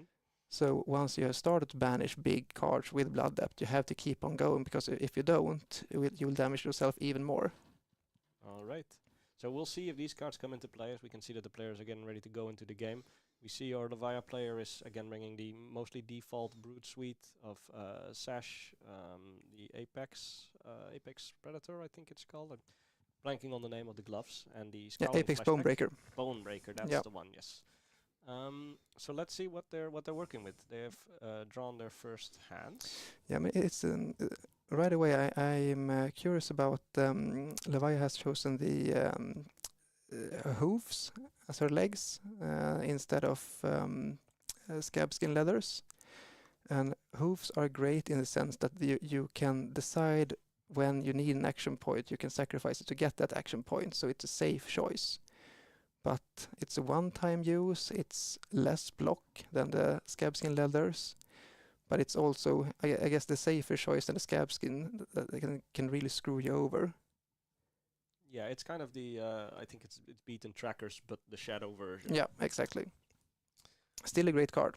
All right, so we see it looks like Ilmari is starting here, opting to simply pitch, throw a claw, which Simon is making good use of, immediately blocking with the Tiger's Eye reflex to make himself a crouching tiger in his banish zone.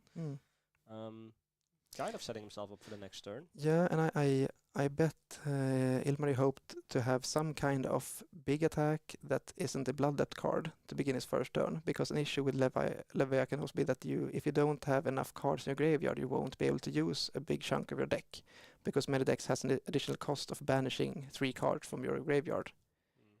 So that means that Levia probably has to start blocking a bit. Exactly. And that can be fine. I guess he can be content by just blocking a couple of times to really fill that graveyard, maybe attacking with claws to present some kind of threat.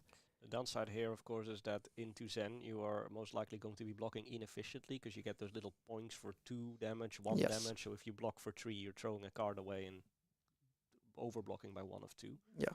So he will be taking some damage. The question is how much damage does he have to take before he can start swinging back safely? Or at all, for that matter.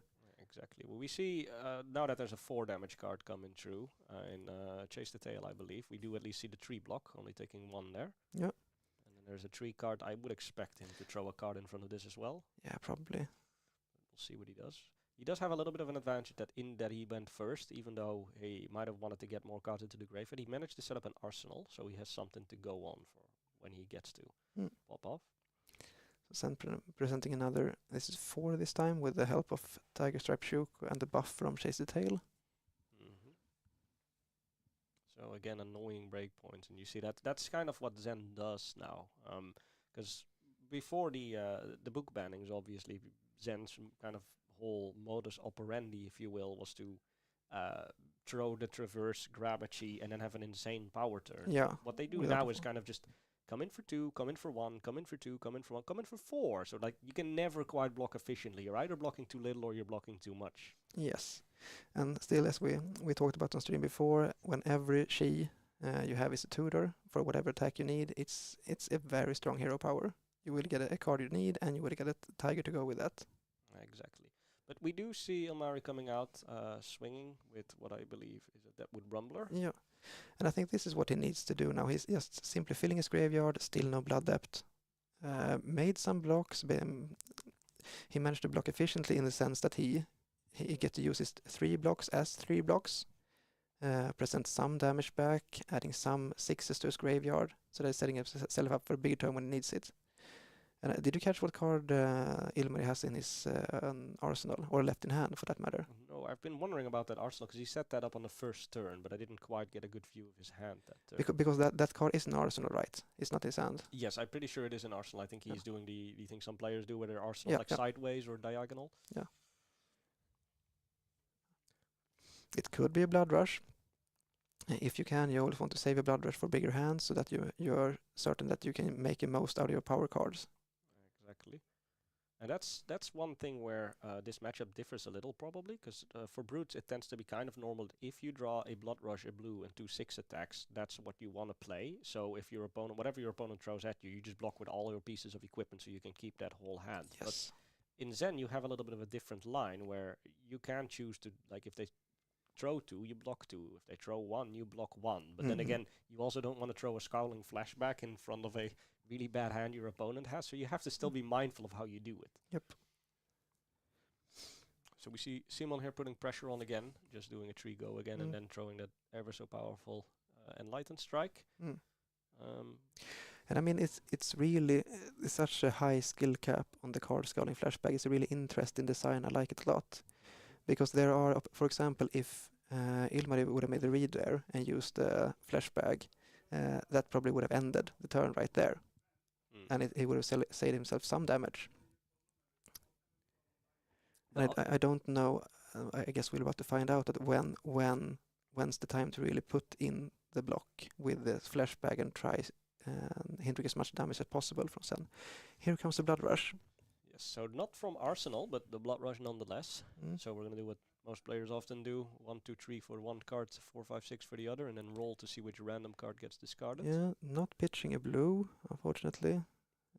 But I guess that means that is a blue, isn't it? No, it's a Mark of the Beast. It's a yellow one. Ooh, it is a yellow. I'm pretty sure. I guess that means that he has another red in hand. Let's see what he draws. He really want 2 blue, at least 1 blue. It's so much value to attack very close. There we go. There's a blue one.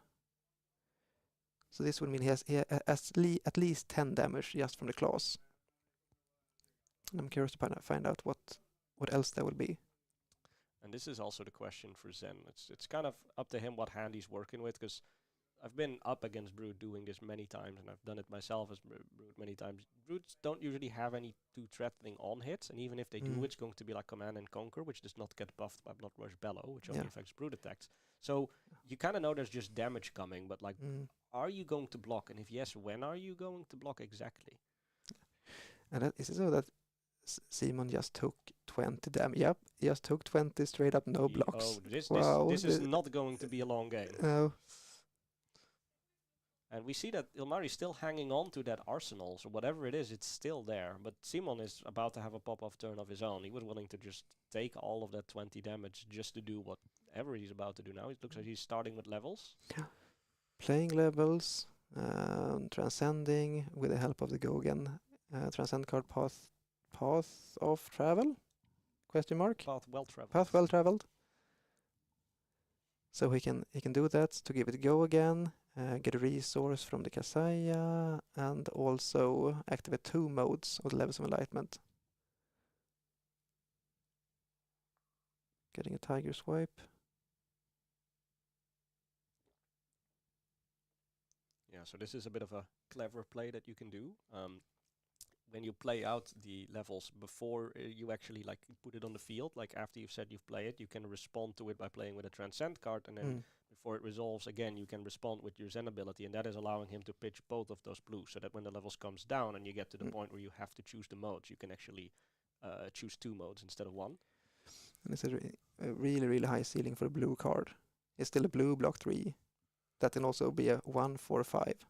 Let's see, he's put a die on it for 5 damage, so that means that he chose the +2 mode, and I'm guessing he must have chosen go again. So No, it doesn't have to, because he gave it go again with Transcend card. So he has all 3 modes course. already. But it's path well traveled. Yes, it's a really, really good way to begin his turn. So I can see why he decided just to take straight up 20 damage last turn. Yes, 5 go again, and then having, what is it, 3 cards left in hand? 4? Should be 4. One of which is a tiger. So he has the tiger in hand, and then he has the tiger swipes banished. Ready to play this turn. It looks like. Yeah, so we're getting the tiger immediately after. But I think he's playing that for the synergy, because I believe he hasn't really played anything that buffs it yet. So that's coming for 0. But there's the synergy. I think that's Mauling Tiger, if I'm not mistaken. Breed Anger. I think it's a once if you played a tiger before, if you had a tiger combo, it's a 1 for 4 go again, and I think you get a tiger on hit. Or maybe just straight up get a tiger. Yeah, you just create the tiger in banish zone. Yeah, and you can definitely see that because there is also that tiger swap that was banished earlier with the Zen ability that is also going to come further down the line. So Simon is answering the 20 damage coming from Ilmari with 20 damage of his own most likely, and then it's up to Ilmari to say like, well, am I going to try and keep my hand to do the same thing again? Because if I do 20 to you, I would kill you, so then I force you to block, but also if I take all this damage, I'm going to be so low that I maybe not be able to wrestle myself back into the game again. Yeah, but it's interesting. Things have been so fast. So Ilmari has no blood left whatsoever. And it's a very powerful card in Levi's toolbox that pretty much changed her game. That came out in Dusk Till Dawn. It's called Levi Redeemed, or Blasphemophet Deconsumed, I think that one is called. There is Redeemed and Consumed.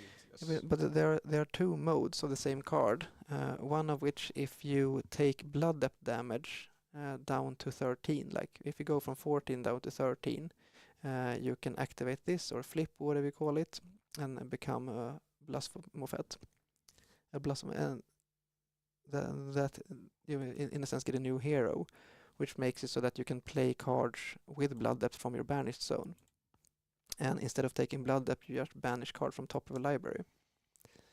So once Levia goes down to 13 or below, that's no longer an option.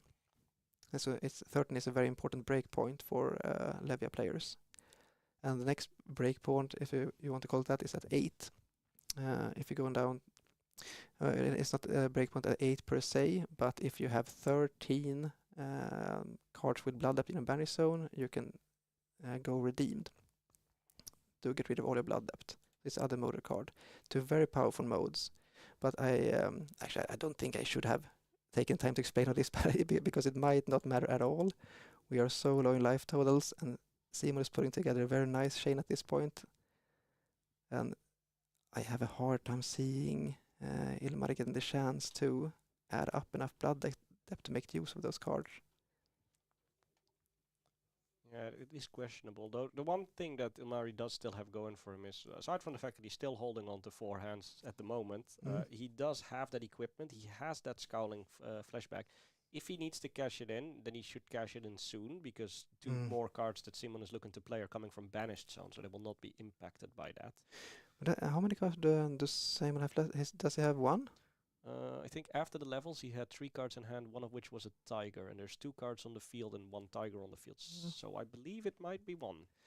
Yeah, because there's an issue, because now he has 2 more plays to go in the banish zone already. So that at this point the flashback does too little too late, I'm afraid. If you banish the card left in hand, it won't be played this turn, but it will only be put in arsenal for next turn. Yes, you are correct. But it seems like, do you think that Ilmari tries to stay above 13? Yeah, he's definitely considering it, because like you said, those breakpoints 13 and 8 very important to consider. Is that because he still has 4 cards left. He can block as much as he wants to still. Yeah, so but he might be considering, do I want to drop to 14? Do I want to try to get Blood Depth to go to 13? Am I going to play some other plan? Or am I just going to take it and keep this hand? yeah, but I can't see Ilmari's hand clearly, but I see at least 1 0 block. That would Rumbler. And there's a Beast Within in there as well. That's a 3 block at least, so that's that's safe to block with. I don't know. I'm so curious about this arsenal. I think what lines are going through Ilmar's head right now. This arsenal, I think, is that 1 card that's been there from the start of the game, hasn't it? I don't think that's. Yeah, I think it hasn't changed. I would guess it's something like a Shadow Realm Horror, or a Shadow Realm, or a what's its face, some kind of Blood Depth card with Go Again. Dread Screamer could it be as well? Right. We do see the block, so we see Ilmari committing to giving up some of his hand to prevent damage at this point. Because things aren't actually that bad for him. He is now 6 life behind the Zen, and Zen is definitely having a power turn. But again, even if he has a non-block in hand, he could still block 6 more damage. So if he's only 6 life behind the Zen, that's not the end of the world. And he still has his Scowling, and he has 2 Bloodburst Bellows still left in the deck. Yep. So Simon being very clear about creating 2 tigers and throwing them at Ilmari to no avail, still no damage. Exactly, both coming in for 0. But it seems like Ilmari deciding at last to go down below 13.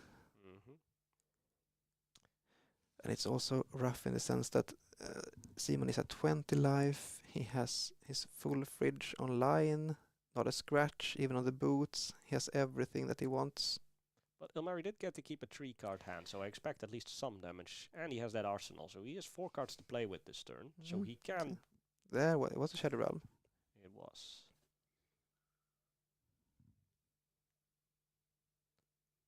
So let's see what we're going to do with that Shadow Realm. They're going to have to pick 3 random cards from the graveyard. And see which effects are going to be affecting it. So this is extra interesting in the sense that the Shadow Realm banishes 3 random cards, and if you manage to banish 1 6+ attack, this becomes a 7 power attack. If you manage to hit 2, it gets Go Again, and if you hit 3, you get to pick any of those cards and play this turn. So the ceiling is sky high for this, and Ilmari desperately needs to hit something to go with this. Let's see if we can. If he can hit those 3s, he can use the remaining 2 cards in his hand to pitch potentially and come in with a lot more damage. I don't think he can get present lethal to Simon, but he's gonna go a long distance.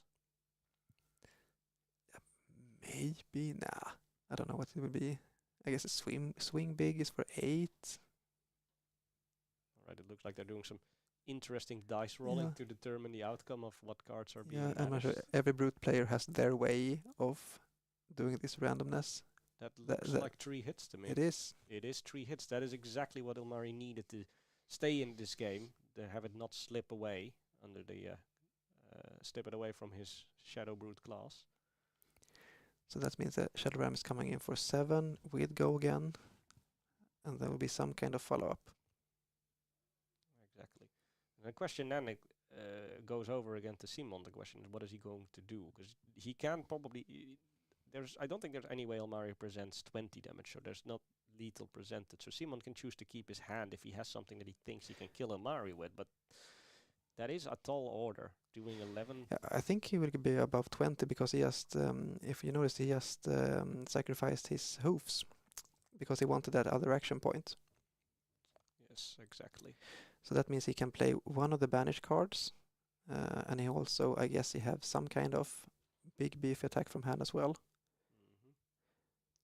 And Simon has a really good response in the flick flack, meaning that this blocks 4, and the next card, if it has combo, blocks for an extra 2 as well. So this would be a Shadow Endless Maw coming in for 6, possibly 9, depending on if you manage to hit a 6 power attack.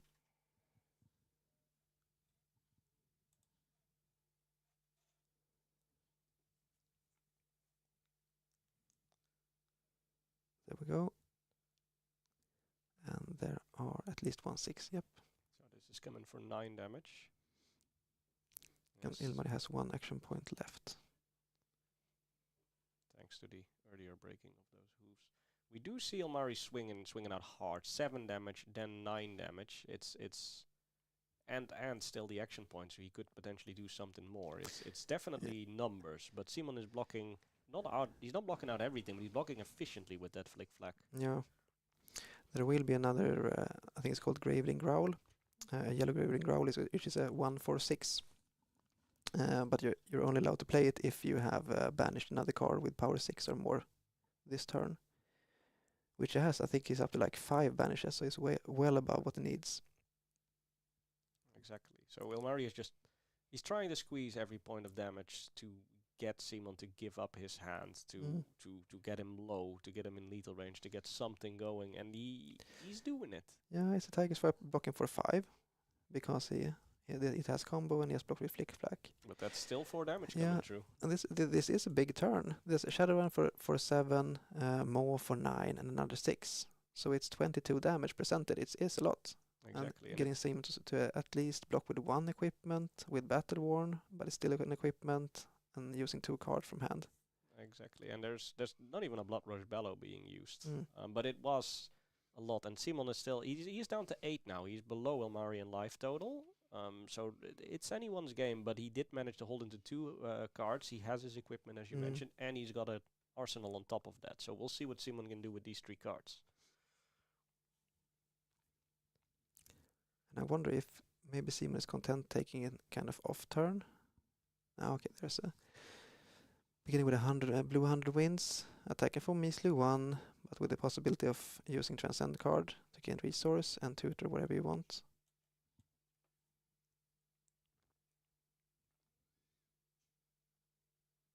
Yeah. Now blocks declared. Oh, +1. Green that tips the scales. So his 1 attack is now a 2 attack. But again, every point matters. Every point of damage matters at this stage of the game. And we once again see Ilmari trying to hold on to his hand if he can. He wants to block efficiently or hold cards. Because if he has, let's see, I think that's a Wild Ride, a Beast within, Agile Wind Up, and something else. It's a Sand Packing, I think. Interesting. And remember, there's a lot of them on the line for Ilmari as well. If he wins this and the other win and out loses, then he will be slotted for top 8. I think Simon is already slotted for top 8, but I think he is. And also, I don't think we have it pointed out yet, but there's one issue for Ilmari, which is Simon punching him with all different attacks and tigers, throwing it at his face. But at this point, Ilmari has also banished a couple of cards to his banish zone, which has Blood Depth. So that means at end of turn, if he doesn't get to banish another card with a +6 power, he will take Blood Depth damage. And at this stage of the game, that might be lethal as well.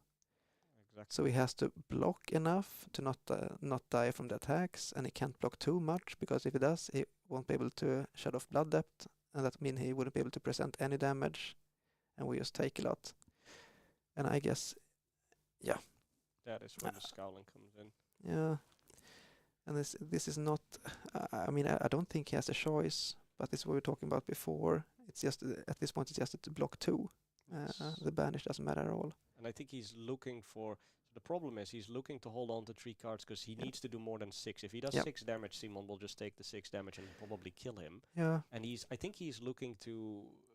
He was maybe originally looking to like play the wild ride, hope to discard the beast within, which will then let you draw an extra card. But that will also cost you life, which is going to. But I think that's his only line at this point, because if he none of the cards except beast within banishes 6s, so he has to pick. He has to find. Oh my god, it's so stressful. He has to draw a card, discard the eye, because the eye banishes itself. We have to discard it, so that shuts off blood depth. And interestingly enough, that makes Leviah the beatdown in this situation. Simon could try to just block out what is thrown at him and wait for Ilmari to die to blood depth at some point. So I think that's it, unfortunately. As far as I know, there is no way. Yes, it's looking to. It looks like there's 5 blood depth cards in the banished zone, so most likely will. If we didn't miss anything, he's going to take 5 blood depth. He does get to go again on that. Yeah. But I don't think that is going to matter because he just has the beast left. Yeah. So he can attack with another claw, and unless Simon decides to just give him the I don't know what I'm doing. I'm not blocking this. This should be over. Yes, and we see Simon even very calmly deciding to just block with the traverse and nothing else. He's content to go down a little lower than he is.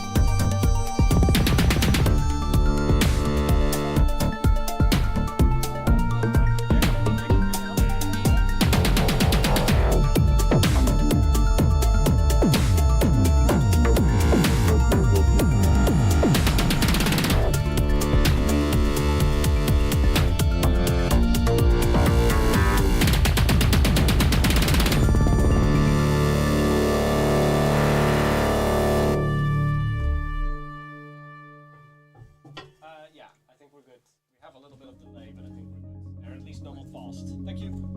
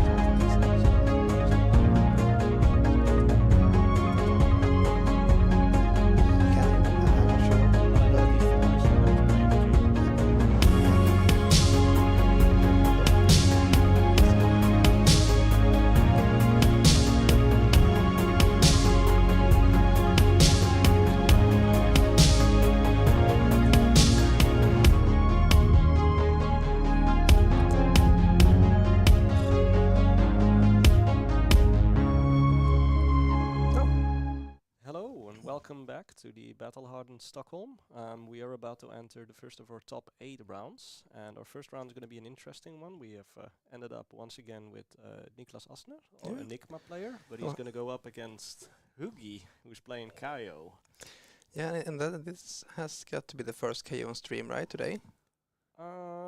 There's been a brute before. We saw Levia last round, but no KO, no other brutes. Yes, I think it's only one KO, and I think there might only be one KO today. Like we, Peter and I earlier on talked a little bit about the meta. And from what I remember, I think there was only one KO playing, so that would explain that. An incredible conversation rate from the participants to top 8. Yes, it's 100%. Must be in KO a front runner for the best deck in this tournament. Exactly, KO is doing something right, and that is being played in this case. Yeah. So let's talk about this for a second, Conrad. So Enigma, we've seen Enigma builds up the board state, starts to break it. Traditionally, illusionists would be a little bit weak against higher attacks because you can pop the attacks with the Phantasm. But then that's not really what Enigma is looking to do. How do you think, if you were the KO player, how do you think you would approach this matchup? I would imagine the same way as most brutes, that you has to be the aggressor and present big numbers. That's your main game plan. And what I think KO did bring to the table when he was introduced in heavy hitters was that he was like a somewhat reliable brute in a sense. He still has a lot of random factors. He draws and discards and can get punched by unfortunate draws. But there is still not nearly as big backlash as, for example, Ragnar and Levia can have if they miss their discards. So he's KO is phenomenal at putting out consistent big damage numbers. Okay, now that makes sense. So we'll have to sort of see if he can like overpower Enigma and try to take it before she really gets a chance to breathe, gets a board set up. We have our KO player being piloted by a local player, Hugi. And I say local because he is Icelandic, but he lives in Stockholm now, so he's local. He's ours now. We're keeping him. He's ours. But for the Icelandic people watching, we're gonna count this one as one in your favor because we've been scouring the floor for Icelanders all day really, and all the best I've managed to do so far is Estonia. Yep. Other than that, we're not getting there. So this means that if you really want to be a top Flesh and Blood player in Stockholm or at Battle Hardened Stockholm, your main goal is 1, be KO, and 2, be Icelandic. I think so. It's 100% conversation rate for both of those factors. So we'll see if he manages to bring it any further, because then these numbers are going to be even more interesting. Yeah. So we can swap to our game view and see what our players are cooking with. They are currently still like shuffling, presenting their decks to one another to do the double shuffle. We see Niklas and Hugi still setting up. Equipment is not yet out, but I'm not expecting to see anything too weird out of our KO player Hugi. Any tech maybe that you know of that I might not be aware of? Not as far as I know. I think that since as a KO player you probably want to do your thing and not care that much about what the other players are doing, because there are some disruption, like for example send packing is a good one, and there is room for the weakest link, command and conquer. There are slots where you can fit those in. Even though they are generic attacks, they have very powerful on hits with some kind of disruption. And if the disruption still has a big number at the bottom left end, there still could be a worthwhile inclusion in your KO deck, even though they don't get buffed by the Blood Rush Bellow. All right, and other than Blood Rush Bellow, which we've talked about before today, do you think that there are any cards that are specifically interesting in this matchup? I don't know if it's maybe not in this match in particular. It could be the weakest link could be meanwhile worthwhile inclusion in the KO decks, because the Breeze include is a 2/4/6 with a great on hit against decks that run cards with 0 block value. And I mean Niklas probably wants to block a lot as an Enigma anyway, but it's a different ball game when if it's only damage, he's free to use his life total as a resource. But when there is an on hit, he might consider if he has to block more than he would like to instead, because he doesn't want to lose, for example, She and powerful cards like Manifestation of Mirogain which has 0 block. And I'm curious about what shoes Enigma will bring.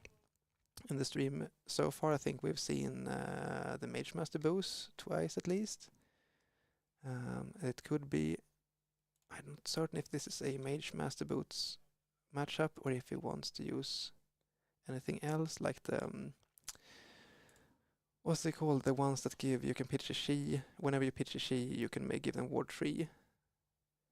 It's like an extra safeguard that could be very useful against an aggressive deck like KO. Yes, I think I know the card you were talking of. I just can't remember the name. Yeah, just I'm blanking right now. I guess we're about to find out. We certainly are. It looks like our heroes are still setting up, getting all of their pretty dices and extra bling out of the way.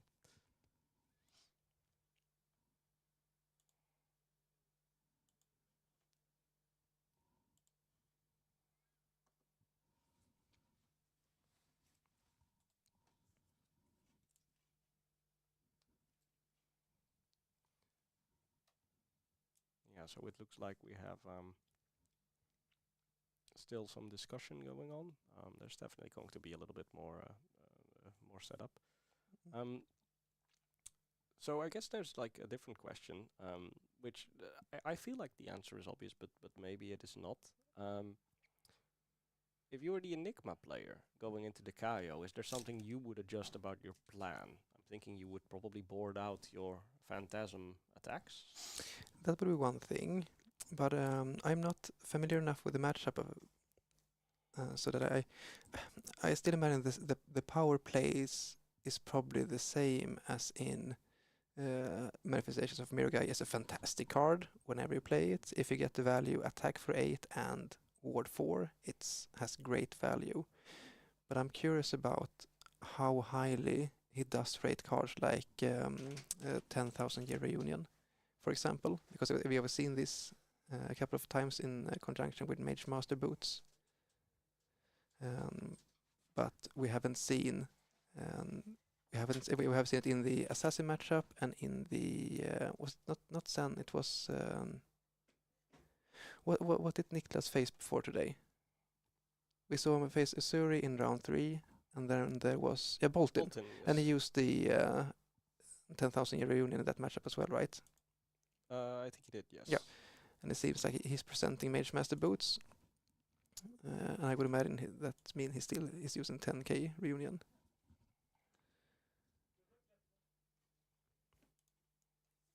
So we're on our way. We're looking to go into the games. We once again see the Mage Master Boots. We've seen him use that in every matchup, and I don't think he's ever cracked it, unless I've missed that. Yeah, he does. Whenever he plays the Reunion, he cracks it, because Reunion doesn't have a go again in itself. So he cracks it to play a big Reunion with the help of 3 counters from Spectral Shields. And by doing that, he also has he can also attack for 10 with a resource. If he only plays the 10,000 Year Reunion, it's just a Colossal Ward, which could be great against a deck like KO that commonly presents big attacks like Bear Fangs for 8 or 9 with the help of Might tokens. Indeed, that does make sense. Yeah. And since Niklas is the higher seed, he had a choice of whether to go first or second, and it seems like he's opting to go second. Interesting. We also see a bit of a blast from the past on Hoogie's side of the board. We see Gambler's Gloves and Scabskin Ladders, getting ready to roll the Scabskins and re-roll if needed. But for now, just a Wild Ride opening. And I think the Gambler's Gloves is a really good inclusion in the way that you the other option is usually Apex Bonebreaker, which can block by 2+1 and in conjunction with another 6 power card, you can make Might tokens. But in this matchup, I think it's more important to have the opportunity to gain extra action points. And if you can keep on rolling aggressively with Scabskins and get at least one get out of jail free card in the form of Gambler's Gloves, it could be really, really useful to you. Because you cannot let up tempo, you have to keep on swinging as much as you can. So Huggy attacking for another 3. Oh no, I missed this. This is actually the first turn. I didn't see that Niklas put the card in Arsenal. So Niklas decided to go first and just Arsenal pass. So that's what happened. I missed that. So this is actually the first It's not. This is not turn 0. This is turn 1. Okay, we have an interesting line from Hugidar going with the Wild Ride first and then going into the Claw. Yeah, since he discarded the Pack Hunt, the Claw has go again, and he creates a Might token from the Wild Ride as well. And I think he has one card left but no floating, so I'm gonna guess whatever that is probably gonna go into Arsenal. Yep. There we are.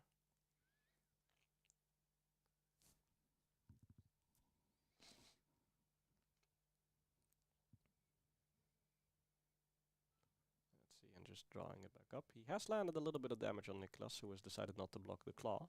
Mhm. So we are off to the races.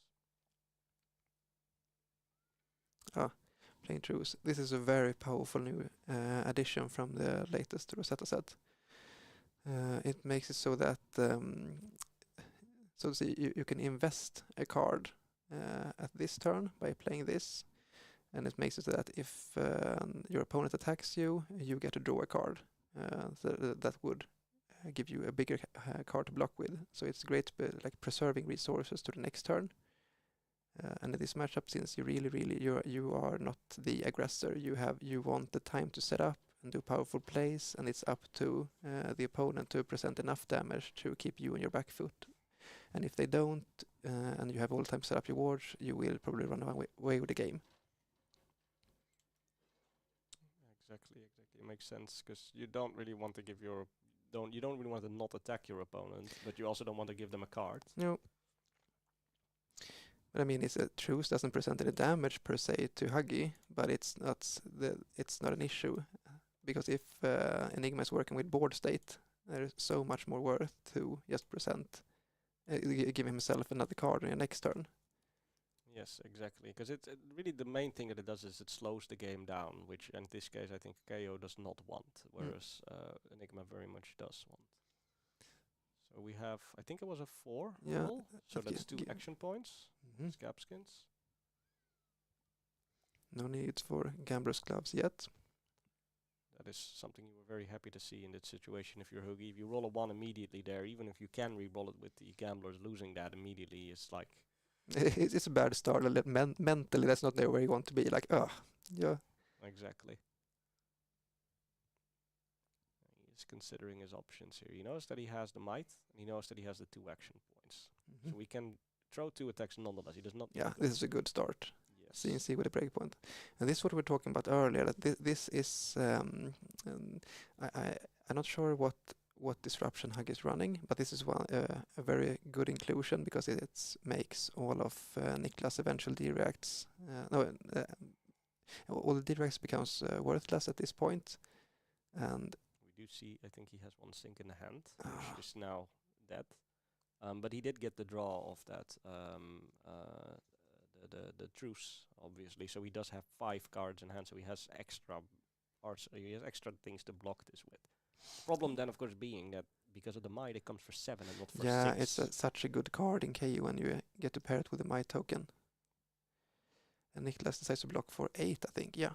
Yep, and it makes sense because he's not going to be able to use the sink he has, but he's that's a he double was command saving conquer. that for the next attack, but this is how you want to use him. Yeah, I think that sink is going down. Yeah, this is Huggy saying whatever you've got there, I'm taking it. And Niklas, you know what, you got me.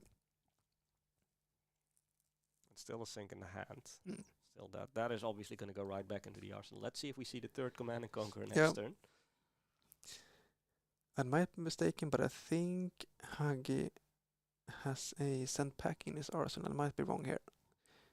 And that if it is, it's another card to attack the arsenal of Nigna. Or I mean, send packing is not as strong as CNC in pure face value. It costs more. It's somewhat clunky, but it is a brute card, so it will get buffed by Bloodrush Bellow. And so if you have many action points, if you start a turn with it, it will still make your arsenal useless for that very turn. And we see Niklas just putting another card in arsenal and passing again. So he's very content playing defensive this game. He's in no rush whatsoever. And that is where you want to be as Enigma. You want to slow it down, because fatigue is usually not that big a concern for brutes. It's more something that Dash.io has to content with, you can still run out of cards because you are discarding a lot of your Exactly, you cards. draw and discard a lot, so it's like in a way you can say Wild Eye function as a boost card because it's still deck damage in many way, but it's not as apparent as it is if you watch a Dash.io or OG Dash game that they burn through the library at amazing speed if they feel like it. Exactly. So we see this right coming in. This is a yellow, so it's coming in for 5. Yeah, and it's interesting. But I think I saw Niklas had another sink on top, and I was curious about it. Does he want another direct because he's flicking in an movable and another sink in hand already? It's like, does he really need another one for his next turn? But it seems like he decided against it. Movables are also definitely interesting directs. It's a card that I've always kind of liked. I like the design space of it, but every time I want to include it in every deck, it's like, you're never really going to need this except against Guardian. But Brute is another case where sometimes you do get that full value, especially KO, who turns some of his 6 attacks into 7s with the mites. Yeah, and all those bear fangs that can come in for 8 or 9. Exactly. I don't know if Huggy is including it's called Cast Bones in this. The one when you reveal 6 cards from top. There it is. Well, there is one. Apparently he is. He answered my question, but not in a way that he would like, I guess, because it's mean he drew and discarded Cast Bones, which makes it so that the pulping doesn't have dominate. And that is exactly, again, like we were saying earlier, when you roll those scab skins and you don't get a 1, or you get a 1 early and you have to break those gambler's gloves, it's not where you want to be. This is the same kind of thing in reverse. You don't want to see a non-attack, because your deck is basically going to be, if it's not 57 6 attacks, it's going to be 54 non-attacks. So the odds of this happening are pretty slim, but it does indeed happen. And because of that, this easily gets blocked out with the sink. Niklas still taking 1 damage, but I think he is happy to do so. And that immediately ends Hoogie's turn on top of that.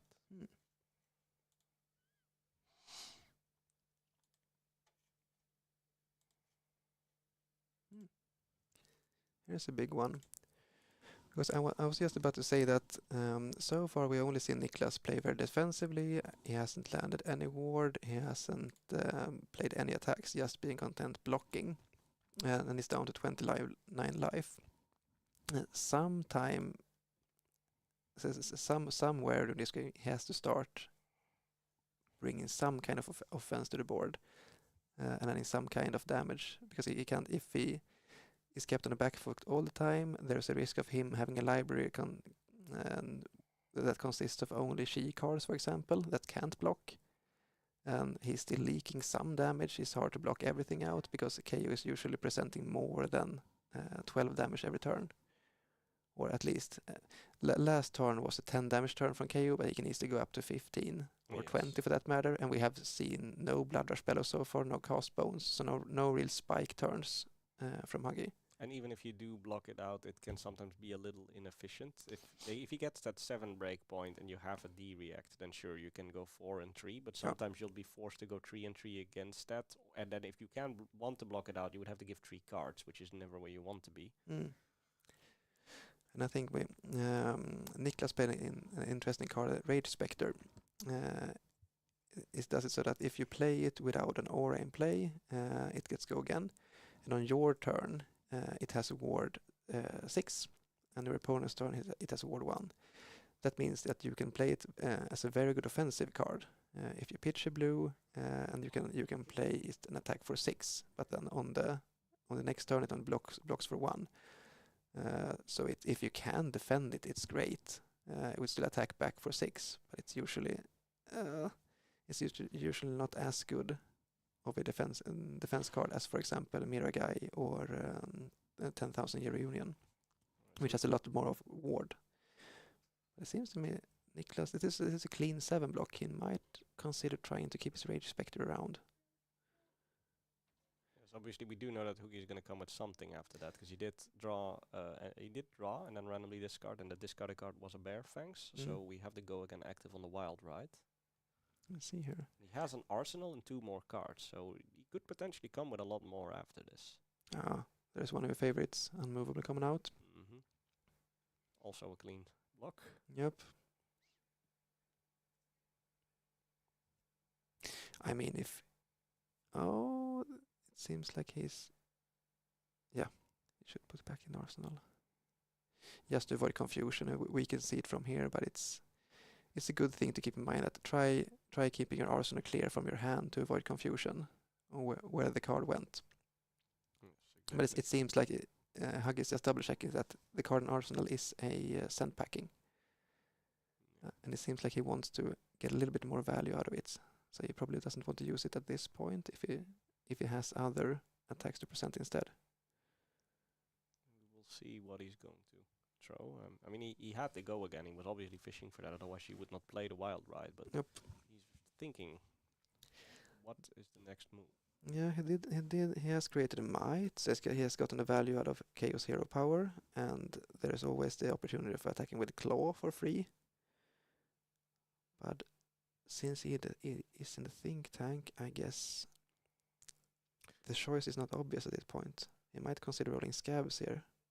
What I do think is interesting in this matchup so far is that we've seen Enigma go down 11 hit points to 29, with Hugi having 5 life points up, which isn't that much, but it's still a decent amount. And keeping in mind that Hugi has not seen a single Blood Rush Bellow, so he's not actually had any of his big power turns yet. So neither has Niklas, of course, but that means that if Hugi gets lucky, we see Blood Rush Bellows in the next 3 turns. Is that a one? Yep. Yeah, that's That one. is a 1 on the Scab skins, so immediately turning those Gambler's Gloves, not even thinking twice about it.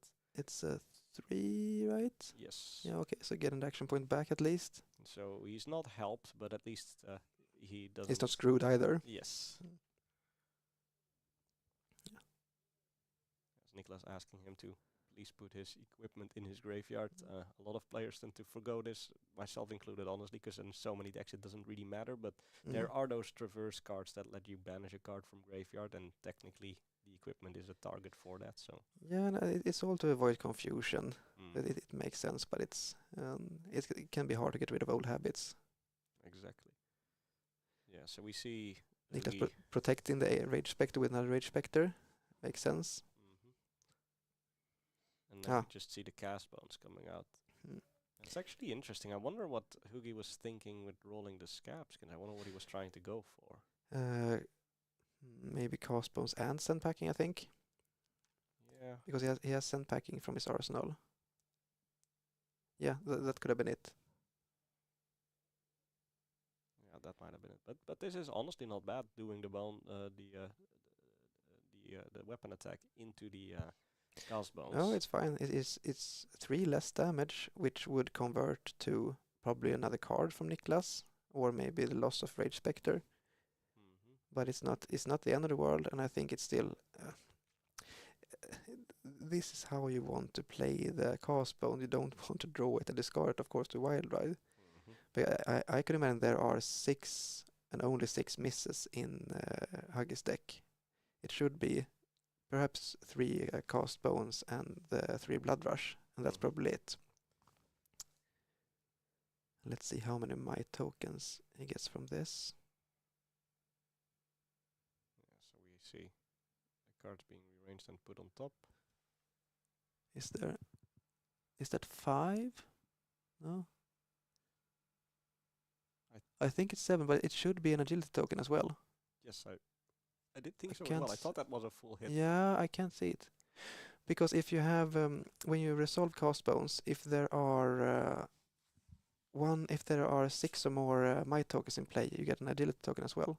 Exactly. No, I think you were right. I think there should be an agility token there. This may just be the players forgetting to put that down. There's a very real possibility that Hugi said it and spoke it out loud, but that he didn't put the actual reminder there. Let's see how things turns out next turn. So we see on the next turn, Niklas just swinging in with that Rage Spectre for 6, trying to put some of that pressure on. He does have 2 cards. We're not quite sure what he's going to be doing with